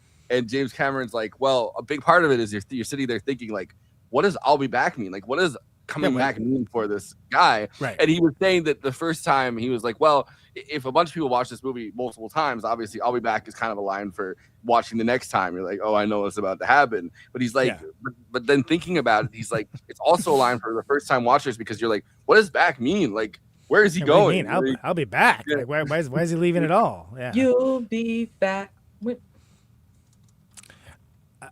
So basically, this action scene is great. Like this is, and I'm sure that's what we're gonna hear next. But like it's everything about it rules. Cops are just getting got left and right. You know. Yeah. So let's see. It marches through the precinct, ruthlessly slaughtering every officer it finds. In the battle, Traxler and his partner Vukovich, Lance Henriksen, are both killed, and Reese escapes confinement. He finds Sarah, and the two escape the precinct. Realizing Kyle's story is true, Sarah is told about the future where humans barely survive amid the wreckage of cities and the dominance of the Terminators, which were produced by Skynet late in the war to find hidden human settlements. More reveals dropping. There's something so crazy about, like, because this is how this would go, but it's like Skynet starts making its own products like almost immediately, right? Because you're thinking about this as like, it's a defense company, it's Palantir, it's Raytheon, it's Lockheed Martin, right? Like how it's established in the beginning, it's a private company doing military technology, and that's the bootstrap paradox of it. The representation of the kitty on screen, because it does, and we get that a little bit, which was something that people attacked him at the time for, like leaving. Well, what happened to the hand? What happened? You know, that they didn't clean all the. Somebody could have taken that. Blah blah. So there you go. Oh, F you nerds. That's actually a plot point in the movie now. I'm sure it's like years of, I don't know, whatever's before IMDb forums that people bitching about that first. But I think that is. We'll talk about that next week. But yeah, go ahead. So there, the human settlements. We get that. Not flashback, flash forward, I guess. Flashback, flash forward. Yeah. In Kyle's vision of his own time, he is returned to an underground bunker after finishing a patrol with his unit. He finds a quiet corner to rest among the starving occupants, looking fondly at an old Polaroid of Sarah herself. At the door to the bunker, a Terminator bursts in and begins to slaughter the occupants. Reese tries valiantly to destroy the intruder, but an explosion knocks him to the floor. As the Terminator advances, the Polaroid of Sarah burns. Sarah wakes up from the same dream, saying she remembers dogs. Reese tells her that the Resistance uses them to detect Terminators. Ooh, the Resistance! No pussy hats to be found, I'm assuming. Yeah, right. I like that. That note of like the dogs having the utility of, like, for whatever reason they're able to tell the difference in a way that, so that, you know, Skynet and the Terminators don't want them around because they're basically like, they're able to, for whatever way, and the dolls can like do things like they know the difference. I think that's a really cool minor detail. Like in how far this movie is kind of the influence of it really spreads. Like I mean, and of course, another Arnold Schwarzenegger. Rewatching Total Recall, one of the first things you see when they go to Mars, like as they're walking into Mars, is the dog going through the X-ray machine. Yeah. And it's the same kind of thing where it's like the dogs can tell where air is and the dogs can tell where like what part of Mars is like safe for human habitation. Get your ass to Mars. Off the Mars. All right. Later, the two reach a roadside motel where Kyle goes to purchase chemicals needed to make explosives. There's a great scene where like she thinks that what are we cooking? And it's like, oh, explosives. Well, she's trying to. I thought it was gonna be food. Yeah, well, she's kind of being flirty about it too. She's being flirty about it too. She's like, "Oh, what's for dinner?" And he's like, bombs. That's what's for dinner." Yeah, we're making bombs. Yeah, exactly. Yummy. Breakfast, lunch, and dinner. Bombs only diet. So she does diet. Like throughout this movie, and it works really, really well. She does kind of this like kind of flirty damsel routine throughout a lot of this movie. As she's getting strong, like you can see her character building up. She doesn't, by the end of it, she doesn't obviously need Kyle Reese as like a male protector anymore. But like throughout times in this, she's kind of doing like this kind of damsel in distress kind of move where she's like flirty. She's like, "Oh, what's for dinner? What are we doing?" Like almost like she's playing homemaker. And by the end of it, you're like, "Oh no, now she's like." She's strong. She can do this on her own. Hamilton, she's badass. Yeah. This is before Beauty and the Beast, okay? Beauty and the Beast, that's right. But after Children of the Corn. But do you remember the Ron Perlman Beauty and the Beast, the Saturday Night Live skit, where he's like, many lonely women do not understand that the beast I play is but a character. Okay. It had to be there. Anyway, later the two reach a roadside motel where Kyle goes to purchase chemicals needed to make explosives. When he is shopping using borrowed money, Sarah showers and phones her mother, telling her that the phone number where she is. You'd think she would have learned after mentioning the answer machine, but I don't know. Unaware that her mother is actually the Terminator, recreating the voice of her real and now dead mother. Your mother. That's basically phone spoofing. Yeah, it's and it's the first time we see that, okay, the Terminator can, replicate people and he uses that as part of its tool set. Sarah, you'll never call me anymore. Why have you not called me? I'll call your mother. Sarah. You're making me crazy with fear for you. Why are you not calling me? Josh Robert Thompson on here just to do the Arnold voice accurately, y'all. That would have been kind of cool. F you. What are you doing? Yeah, we're come on. We're working our asses off. All right, last show, 5 years. It was a good run. What caused the podcast breakup? I don't know. Kristina said we weren't doing the Arnold voice accurately. The half-assed Arnold Schwarzenegger, intentionally bad on my part anyway. Arnold Schwarzenegger impersonation. You never call me. You never call me anymore. Why do you never call? To make it. Stay tuned for the after party for presumably lots more of that. Are you ready for your first day of school? You have to be careful of these boys. You barely know him. You must protect your virtue. Leave some space for Jesus between you. Leave some room for the Lord. The two make a stockpile of explosives. Reese teach her how to make plastique from household items and small lengths of steel pipe. When Sarah asks Kyle if he has ever had a lover, he replies he has not. A fact that touches him. Maybe a lot of touching soon, but... Have you ever had a lover? Kyle then mentions having a photo of Sarah and how he has fallen in love with her. Sarah has sex with Reese and results in the conception of, that's reductive, wow, of Sarah and Kyle's son, Okay. Well. How the turntable, but everything's come full circle. I feel like that's a very reductive explanation of what happens, but I mean, yes, factually, every part of that sentence is accurate. I have a the fall of humanity. I have a fact for this. They had to actually do like a ridiculous amount of screen tests, chemistry tests, because otherwise we wouldn't believe that they'd had sex in there. So they had to do chemistry tests with everyone that was applying. Or that was auditioning to be Sarah Connor, and everyone that was auditioning to be Kyle Reese, and they did But also you think about Arnold, Arnold is was conceived out of real love and chemistry. That's important. but also originally Arnold was going to be Kyle Reese, which was it would not have worked. That's I think there is an Arnold Schwarzenegger that could have done that, but not now.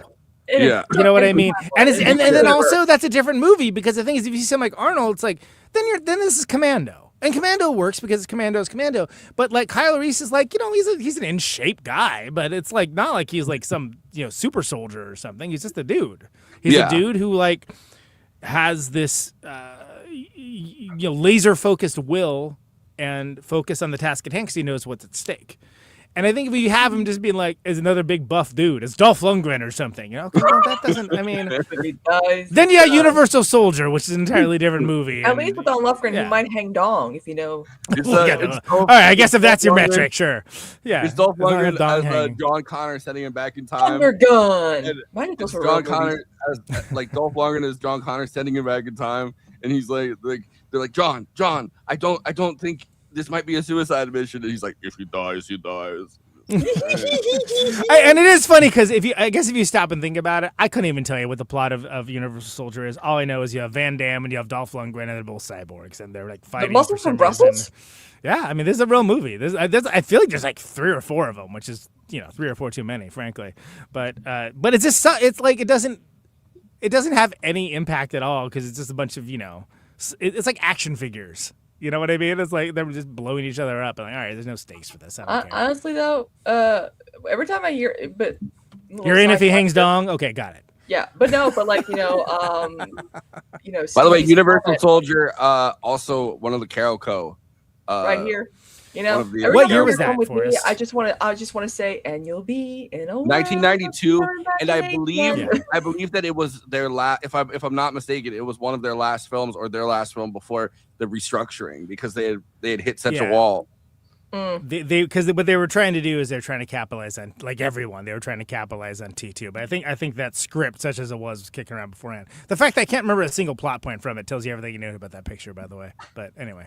Oh, I guess the last one before restructuring, the last one before they ran out of money completely was Cutthroat Island, and it lost $140 million. By the way, though, Universal Soldier, directed by Roland Emmerich, who also did little movie called Independence Day. Maybe you've heard that's a very small movie, very indie movie. Stargate, Independence Day. Independence Day. Moonfall. I never saw it. I don't know. Maybe it's good. Probably not. The Terminator tracks them to the hotel on a motorcycle, and the two flee again in a stolen pickup truck. Reese makes a valiant effort to destroy the Terminator with the pipe bombs he and Sarah made. However, he's hit by gunfire, and Sarah loses control of the truck, flipping it over. The Terminator recovers and is immediately struck by a semi-tanker truck. Oh, why are you hitting me? I'm just doing my job. There's such a funny in that moment, right, where it's like the guys in the semi-tanker truck stop, and they're like, what do we hit? Like, and they stop their car, and then immediately he like grabs one of them and throws them out of the truck. Yeah, and doesn't. I think it's notable. He doesn't kill him. He just tells him, "Get out." It's like, okay, shit. No problem. I think the first guy gets the first guy gets mauled down. First guy gets got. Yeah. And then the second guy sitting in the truck, he goes, "Get out." Yeah. Well, but that's and again, it would be the easier reductive thing for this killer machine to just kill him. But like in this case, he's like doesn't even care enough to do that. So it makes for a better scene. Where it's like, you're like, anybody with a lick of sense, like, you bet. Goodbye. See you later. I'm gone. Like, there are a bunch of there's a bunch of scenes within this franchise that kind of is the case. Like the opening of Terminator 2, where he just grabs the guy's sunglasses and hops on the bike and takes off. Like, just takes off. Yeah. That dude's got a wild story for the rest of his life he can drink off of. Great. After the driver stops, the Terminator kills him, takes control of the truck. Tells the guy, get out. I'm going to interject that. Get out. Get out. Attempting to run down Sarah. Near a factory. So near a factory, Kyle uses his last pipe bomb to detonate the trunk's tank trailer, which then explodes. As Reese and Sarah embrace, the Terminator emerges from the wreckage, its flesh completely burned off. No monster is truly dead until it explodes, everybody. Nothing from that Cape Fear.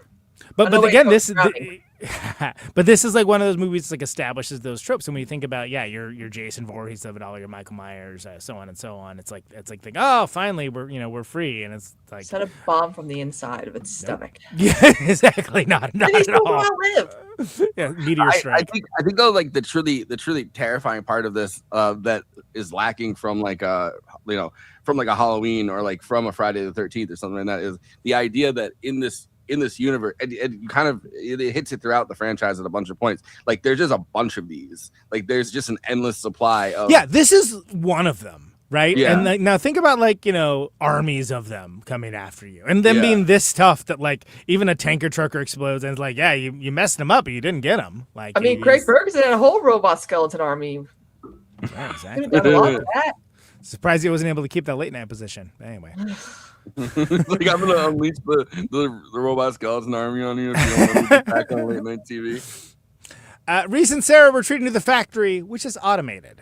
Reese switches on as many of the machines as he can, making tracking more difficult for the Terminator. Meanwhile, Sarah's like, "What are you doing, dude? Let's get out of here!" And he's like, "No, it'll help. It'll help." He has a good point. It'll help cover us because the perception of the Terminator will be easier for them to get away. Right? They are finally cornered, and Reese places his last bomb in the endoskeleton of the Terminator, which explodes, scattering pieces of the cyborg. Sarah, nursing a severely injured leg, finds Reese, but he is dead. But he has accomplished his mission. Dun, dun, dun. Forrest, take us home. I really do. Yeah, I'll take you home. But I do really like. Ugh, yeah, you're not the only one. I do really like the whole bit. Except for where, people like the idea of a female Terminator with expanding breasts, which is probably the only notable scene I like remember. the idea. I like the idea of the bombs that he's just throwing out of the car and he's throwing at the turn. Like he just has a supply of bombs, and I love that he's just like yeah. And then Just one of them toss them out, explodes. yeah. Like one of them explodes. Huh? Well, it's because it's guerrilla warfare, right? So of course he knows Yeah. how to do that because that's the kind of warfare they have to gauge against these unstoppable killing machines that are. I mean, we see in one of the flashbacks, flash forwards that that one resistance member is like throwing a bomb or something. It just gets zapped by a hunter kill and it's just gone, just disintegrated.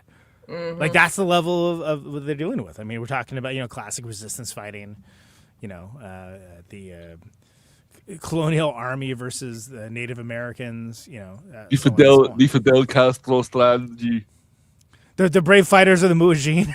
It's all the same principle. The brave fighters of the Mechajideen and the mechanated ones. Yeah. Sure. Sarah Connor is suddenly attacked by the top half of the Terminator's skeleton. He desperately crawls away, finally luring the Terminator into a giant hydraulic press. Okay, stop real quick here. So mentioning earlier about, I didn't actually know it about the first model being like so heavy that they had to move them independently. Yeah. But I love that one can only imagine that led to why don't we just have the front? We can move the top half. Why don't we have the top half come after? Like that being a plot conceit. I feel like that's been copied in so many movies now. So many things. And I think that's one of those things that we take for granted now. It's like, oh, the monsters still come even after. An average human being would be long dead. The monster's still coming after them. And it's literally just like, no, this thing will never stop. It will never stop trying to accomplish its mission, which is killing her. And I think that's so important to understanding this franchise and its influence on filmmaking specifically and especially the genre. Mergen Lake and Palmer's 1973 song "Karn Evil 9" warned of AI and used an H.R. Geiger illustration for the album cover. Same artist who just designed the aliens from the franchise that Cameron later directed. That's right. Giger, famously very horny artist, by the way. Everything was like penises and badges, but and once you say that, when we did Aliens, we looked at that, or when we did Alien, we looked at the concept art and all that. Yeah, and then we also do Giger.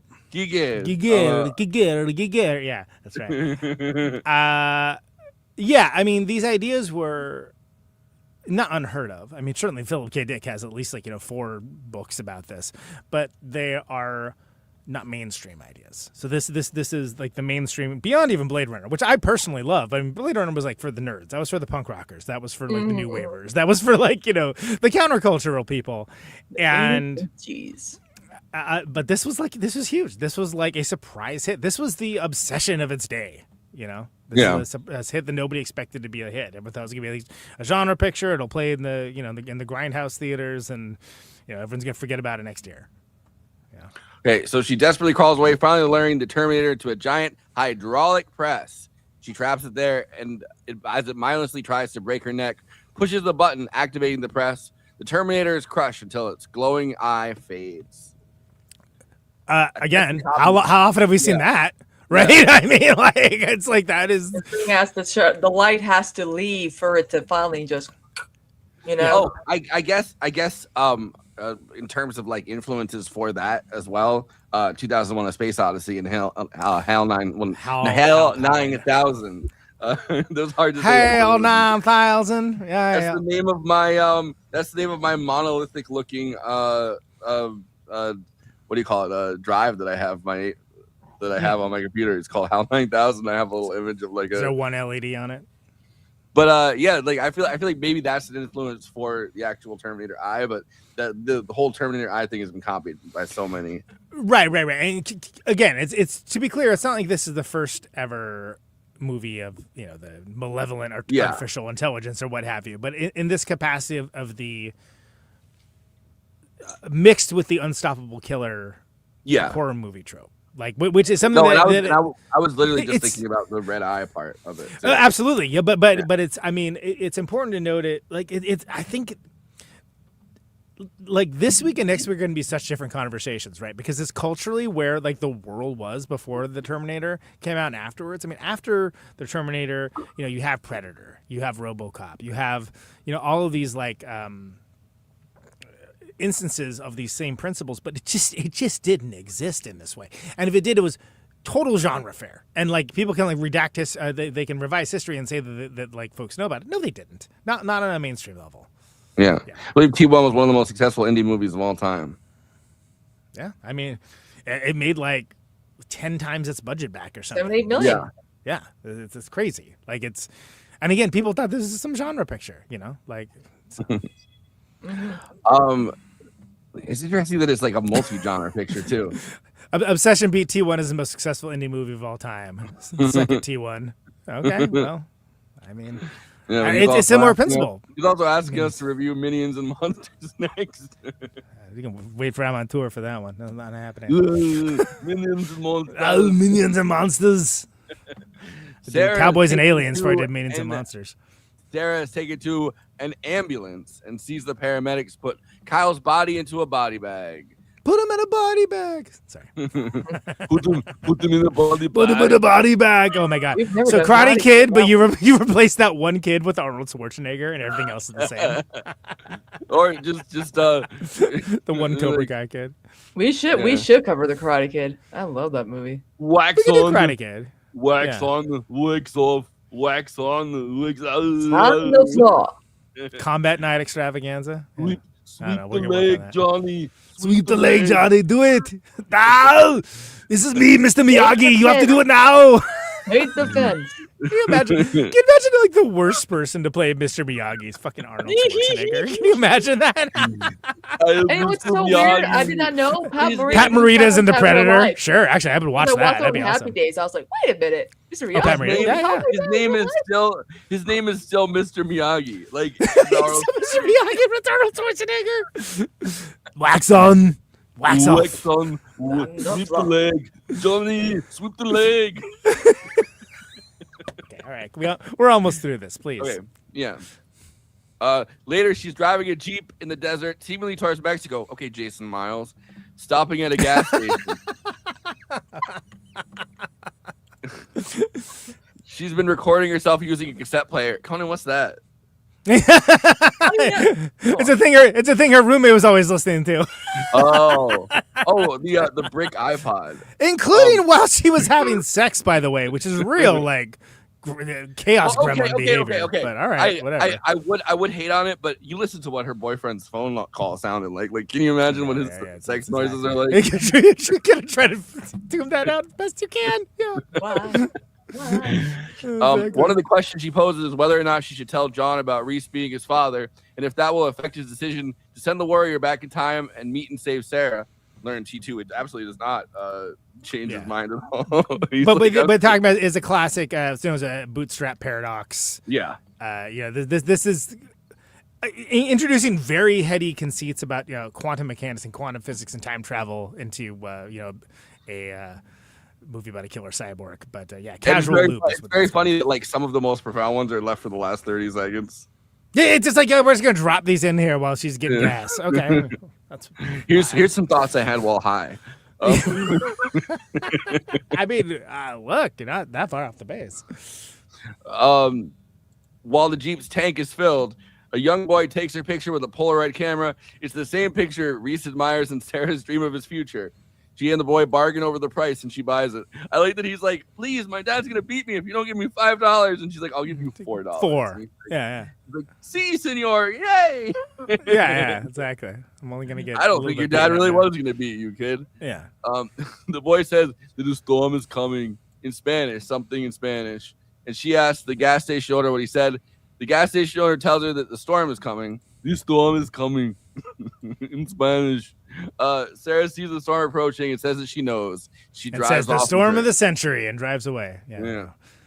Drives into an unknown future. Well, the future's always unknown. Yeah. Well, yeah, but that goes to the. So there's more the heady concepts. We'll talk about next week, right? Is the predetermination? There are sequels and only one sequel. Yeah, just the one. I think they wouldn't dare do more than that. What if it's just T2 and the Sarah Connor Chronicles? What about that? Like T1 never existed? No. Like they did T1 and they did T2, but then they had the TV show.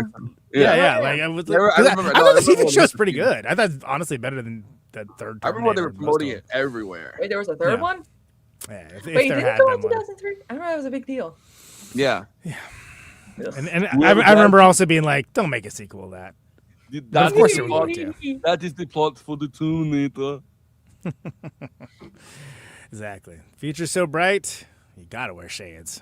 This once again brought to you by big sunglasses. This picture. So there you go. Terminator. Peter's never told me his parents are gonna hurt him if I don't give him money. Yeah, I know, right? I ain't got it. That's why. Exactly. Whenever somebody, I'll give homeless. Please, senor. Like if a homeless person asks me for money and I have money, like I'll give. But sometimes when people ask me for money, I'm like, I just got a card. Yeah. And I've been waiting for the day that someone's like, well, I got Stripe.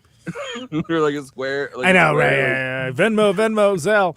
I used to work in Berkeley, California. Making minimum wage at the record store, and I would get spare change by like no less than 20 to 30 people, like on Telegraph Avenue and on Shattuck Avenue, both. Which is like, dude, you're making more money than I am. Like I guarantee. I wonder if your Berkeley, working near Berkeley experience intersected with Eileen's teaching at Berkeley. I know that's an interesting question. Probably did, frankly. I mean, I don't know if it was working at the record store, but I certainly was out and about. Her time at Berkeley intersected with John Dolan, aka Gary Brescher, aka like the guy that does Radio Warner with Mark Ames. Okay. So like they're really close friends. I know it did with Ian. I think Ian knows her through like DSA and stuff. Ian Miller, friend of the show, right. Colin City Ian. I know that. Yeah. But it's I don't know. But what I do know is that Letterboxd is a film site for film lovers talk out within to each other about films they love, maybe the films that they didn't love, maybe the films that they are just remarking about how.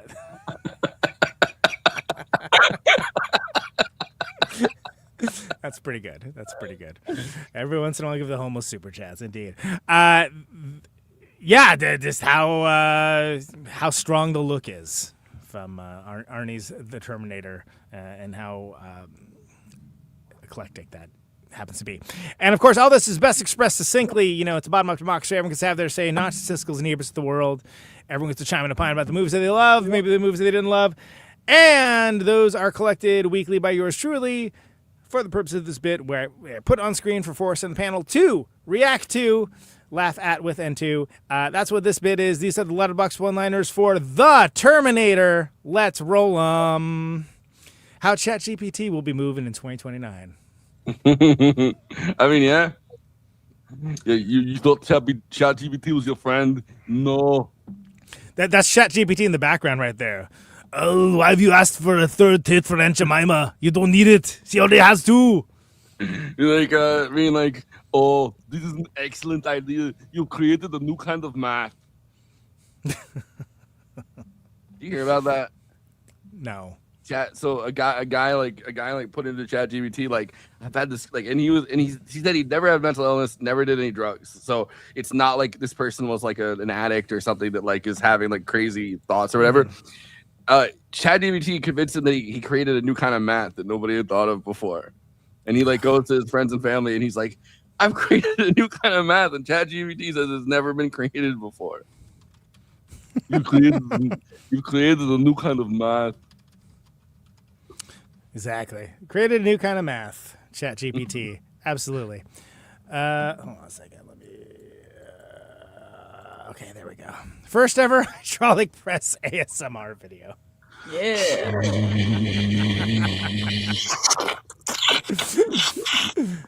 Underrated comment, by the way.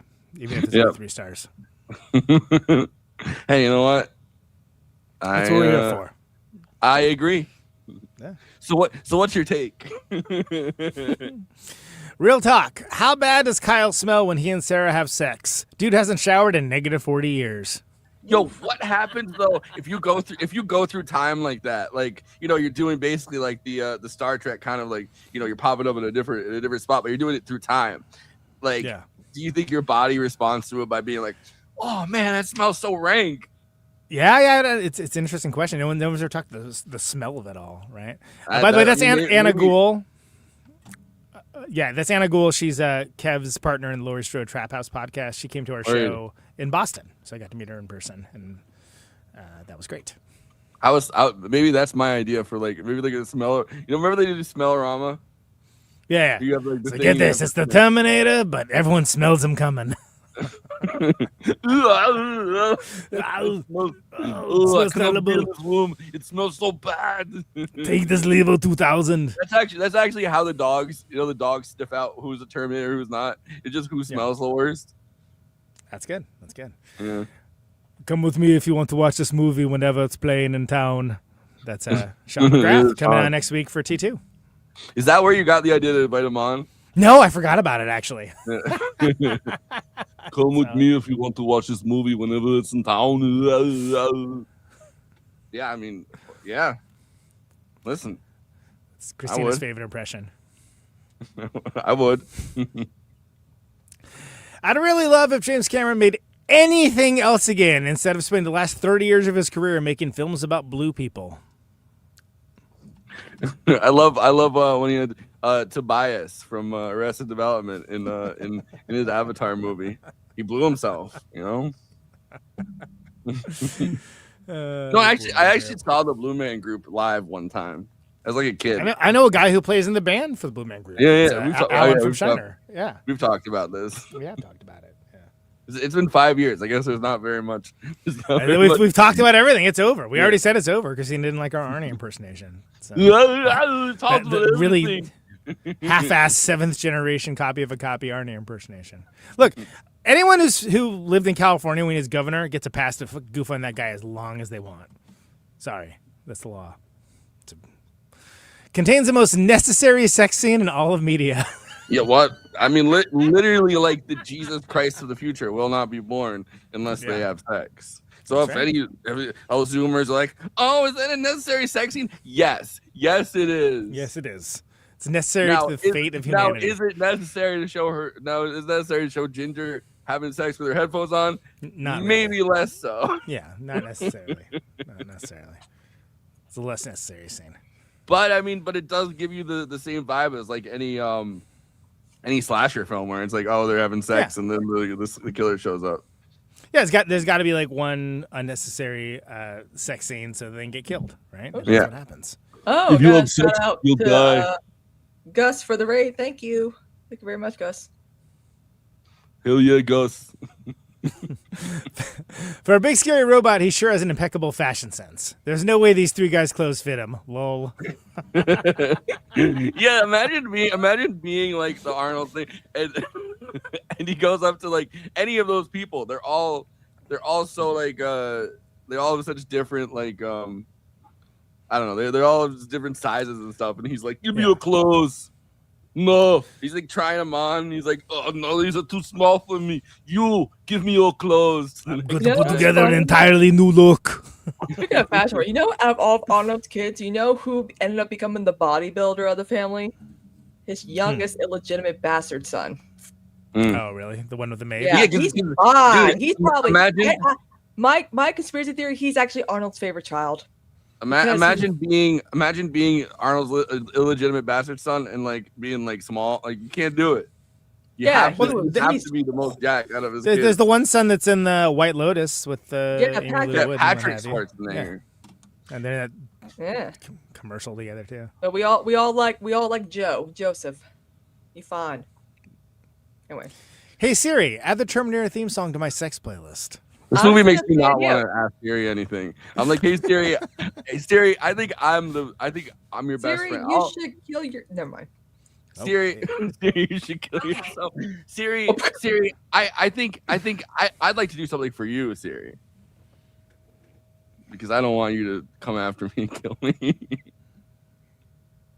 Siri When just you're said okay to me. When your unborn Messiah son is also your wingman. He is. He's like, yo, I Man. got you. I'm gonna send the finest dude. I'm gonna send the finest dude in my headquarters. I keep hearing that one song. Oh God, what was that one episode of Bob's Burgers about? Like where it's like the shrimp whatever and the shellfish or the lobster fest, and Ron's doing the Wingman song to Hugo. Wingman. Oh yeah, I think I did see that episode. I think I did see One of the earlier that's been so long episodes, I since think. Yeah, it's been so long since I watched the earlier. I seasons. put it on my watch list. I'll check it out later. Yo, Every time I bet the Terminator would have loved Letterboxd. Every time someone asks me a question, I visualize possible response: yes/no, or what? Go away. Please come back later. Fuck you, asshole. Fuck you. Yeah, I love that. I love when it's just the menu list. How many video games have copied that menu list? I know, right? Yeah. From that. Exactly. Different kind of influence. Imagine sending some guy back in time so he can plow your mum. Hello, Mom. Mom, I need you. Hello. Mom, you look like you need a shag. You need Looks like you could use a bit of the business. Uh-huh. That's right. Those are Letterboxd one-liners for The Terminator. Please follow the show on our Letterboxd HQ account at Movie Night Extra, where we have attendant short-form content from this very show, long-form write-ups of the show and the episodes that we do, as well as many other fun and enjoyable things in the popular Letterboxd format. The Podnator over there, that's always Flacco. He's logging stuff. He's the Podnator. Lots of Mitchum, since you said that Mitchum episode with Yeah, there's so much Mitchum on my feed. with Eileen There's Jones. There's Mitchum on my feed. Mitchum, not Mitchell, to be clear, which is Jordan Baker. I, of course, come with me if you want to live at Conan Neutron, highbrow, midbrow, populous fare. Going through a lot of the Criterion Challenge for 2026, but you can still follow along for all that. We got a lot of new releases and stuff we're doing, so log in all those as well. Follow me at Conan Neutron. Good time. The Cosmonator down there is Adam Kristina Oakes. She and her new hairstyles are logging stuff on Letterboxd when she feels so inclined. And she's tagging the hairstyles in there. She's like, exactly. She got new styles you never even heard of. And you can follow all of us on the popular Letterboxd format. Let's hit it with the plugs, then we'll do final thoughts. if you're watching us on YouTube, please like and subscribe, and then hit the bell to get notified whenever we're streaming. And we'd humbly request that you watch the video to the end, because it helps us with the algorithm and helps more film fans to discover the show.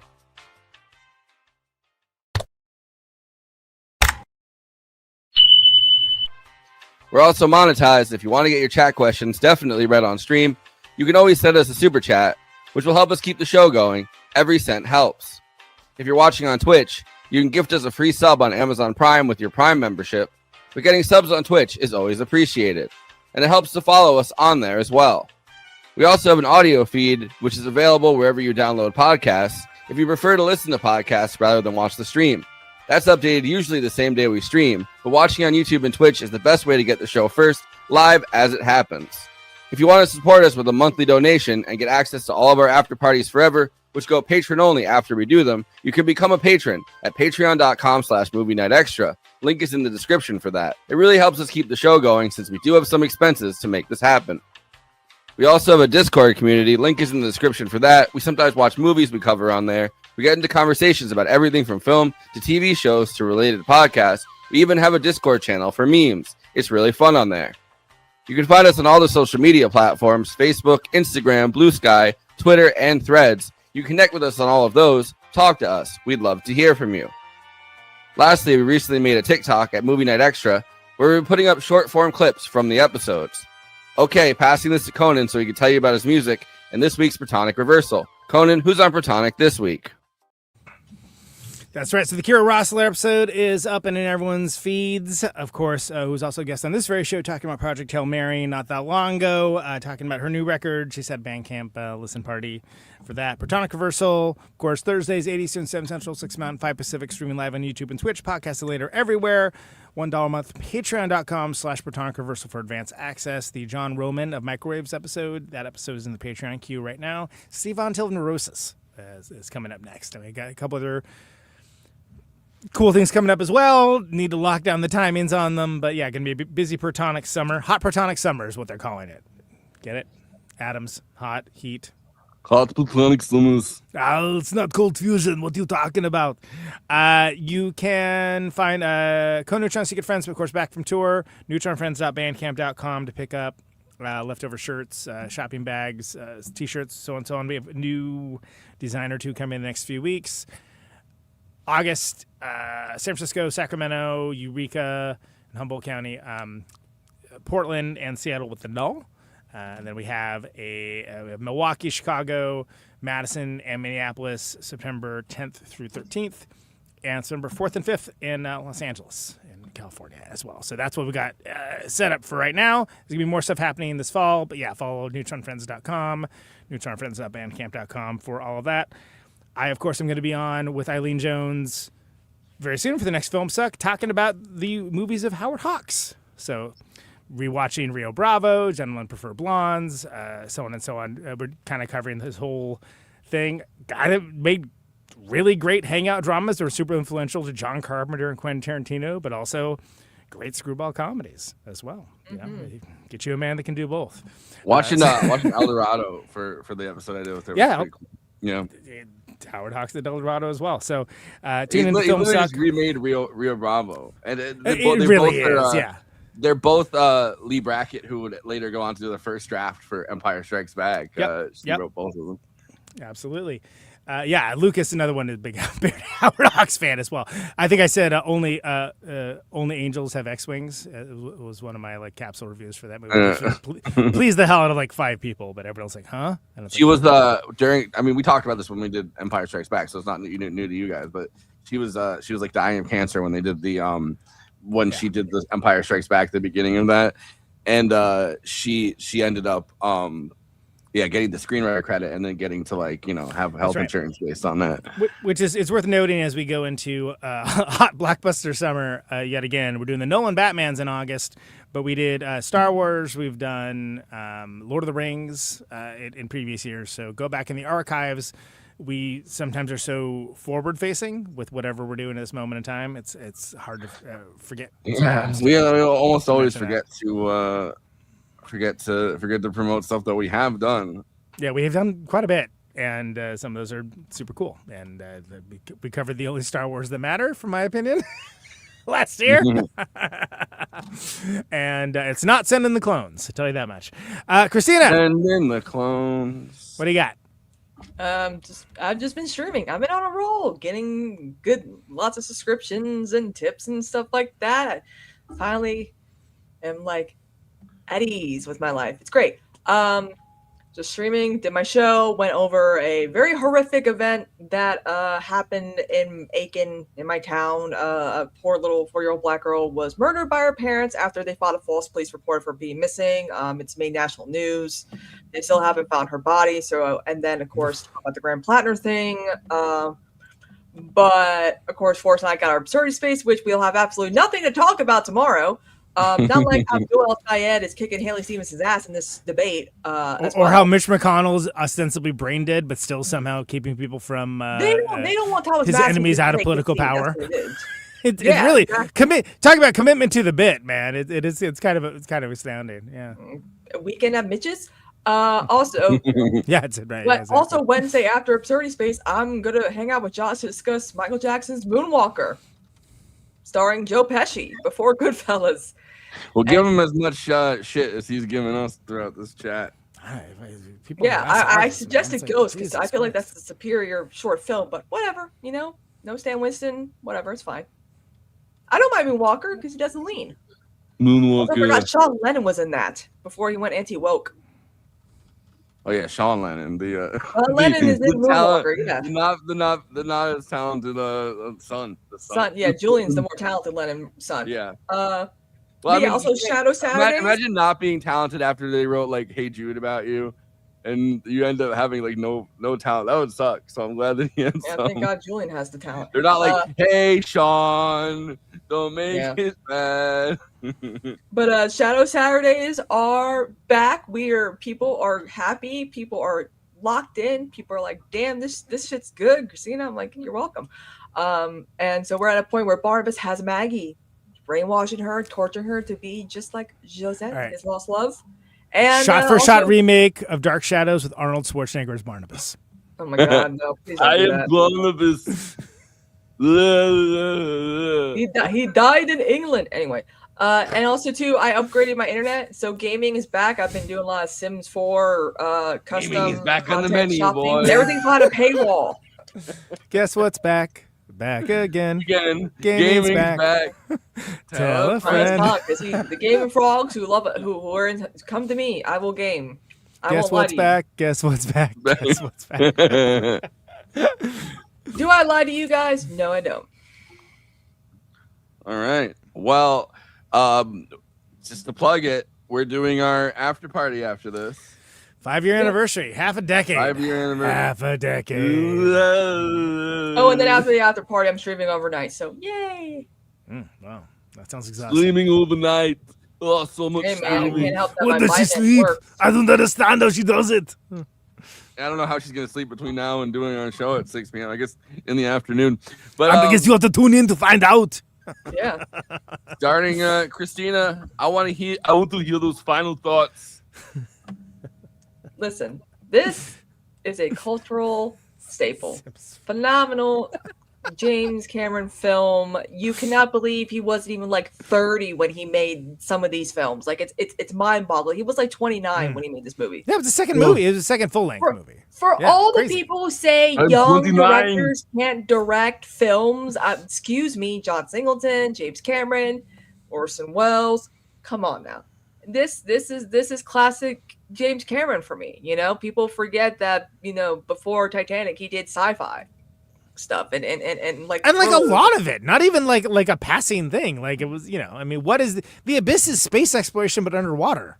Exactly. To put it clearly. I mean, he did the whole thing, and it's and of course, this is very one note Arnold, but like it works. Obviously, this is They make role good that use he's of known him. for. He's not giving soliloquies, Yeah. By the way, after party still be on your Patreon. It'll be on Christina's Twitch. It'll be on the Yeah, it'll be on my Twitch too. So yeah, no, you just have to hang It'll be around in the for- phone book. You have to look it You up just and call gotta the hang out number. and chat for like 10 minutes or so, and then we'll come back. We'll be back for more.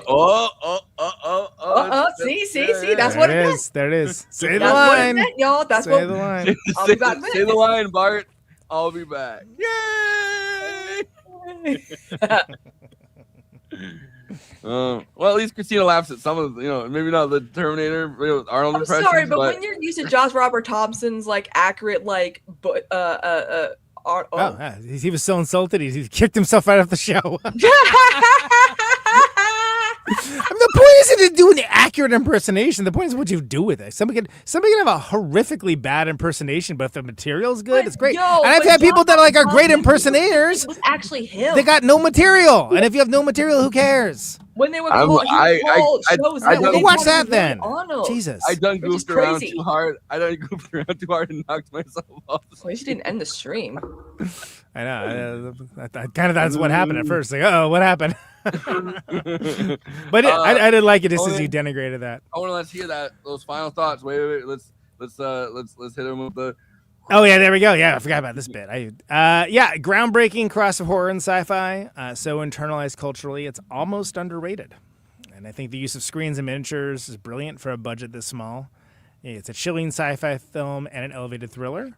As mentioned, Harlan Ellison, Soldier of Tomorrow, owed a little money from this, but this is ground zero for dystopian sci-fi in the 80s. It takes the promise of Blade Runner and gives a unique and updated action-style perspective. One of the most popular examples of a casual loop, Bootstrap Paradox, and that works here, and the sequel becomes... and then after that, it quickly becomes an inscrutable mess. Iconic role for Schwarzenegger as well. For most people, it's most notable for being an amazing film that has a much more impressive and better sequel, which is what we're talking about next week. It's Terminator 2, Judgment Night.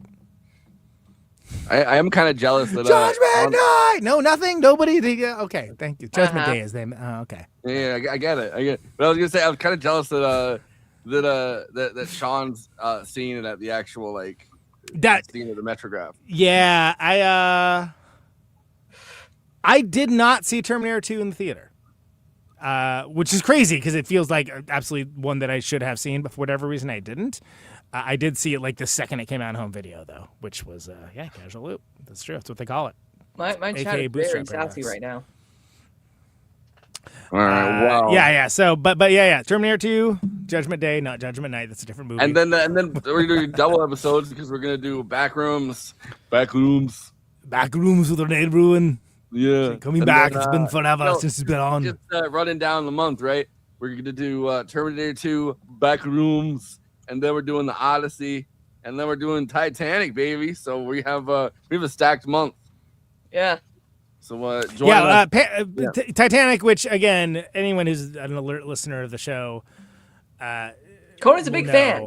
I've never seen it. Yeah, I've never seen it. He's never seen. He's never had the experience owning the two VHSs where the VHS one. I believe you will get your headline after all, Mr. Esme, and then you put in Frogman. VHS Let's 2 keep it casual. And all right. slap Rose. It's a causal loop. Anyway, we're gonna watch that in the Discord, and I'm gonna be off camera crying at the end because I always cry at the end. Thank you. Somebody knows freaking Judgment Night other than me. Judgment Night. Listen, Titanic was the last movie we all watched with my dad when he was dying of cancer, so it's always there's more emotional attachment to the film. So well, I said I watched it as a bit for the show, and here we are. So. And he loves me the most, right? Anyone that watches Titanic right before they pass away, near my God to thee. I mean, I guess that's literally what happened. That's actually what happened. Yeah. All right. That just appeared out of nowhere. Yeah. 5 years old. 5 years old podcast. This podcast is in kindergarten now. Yeah, still can't keep it to 2 hours. Still talk over each other all the time. Great. YouTube.com/, movie night extravaganza. Patreon.com/movie night extra. Join our Patreon. Subscribe. Hit us up on all the socials. We have a Discord, and I usually put the Discord link in there. Haven't been doing it as much, but you can hang out in the Discord and talk to us, and we're usually in there at least a couple times a week. So and thank you. Some of us more than others, yeah. Thanks for listening. Thanks for watching. We believe it or not, we don't say it enough. We don't say it. I'm usually too busy arguing temporal theory with the chat, apparently. But it's a bit. It's a bit, people. Causal, casual. Come on, what are we doing? It's a casual nudge. Nudge. We're looped into this. All right. We'll be back. Over there. Yeah. We'll be back.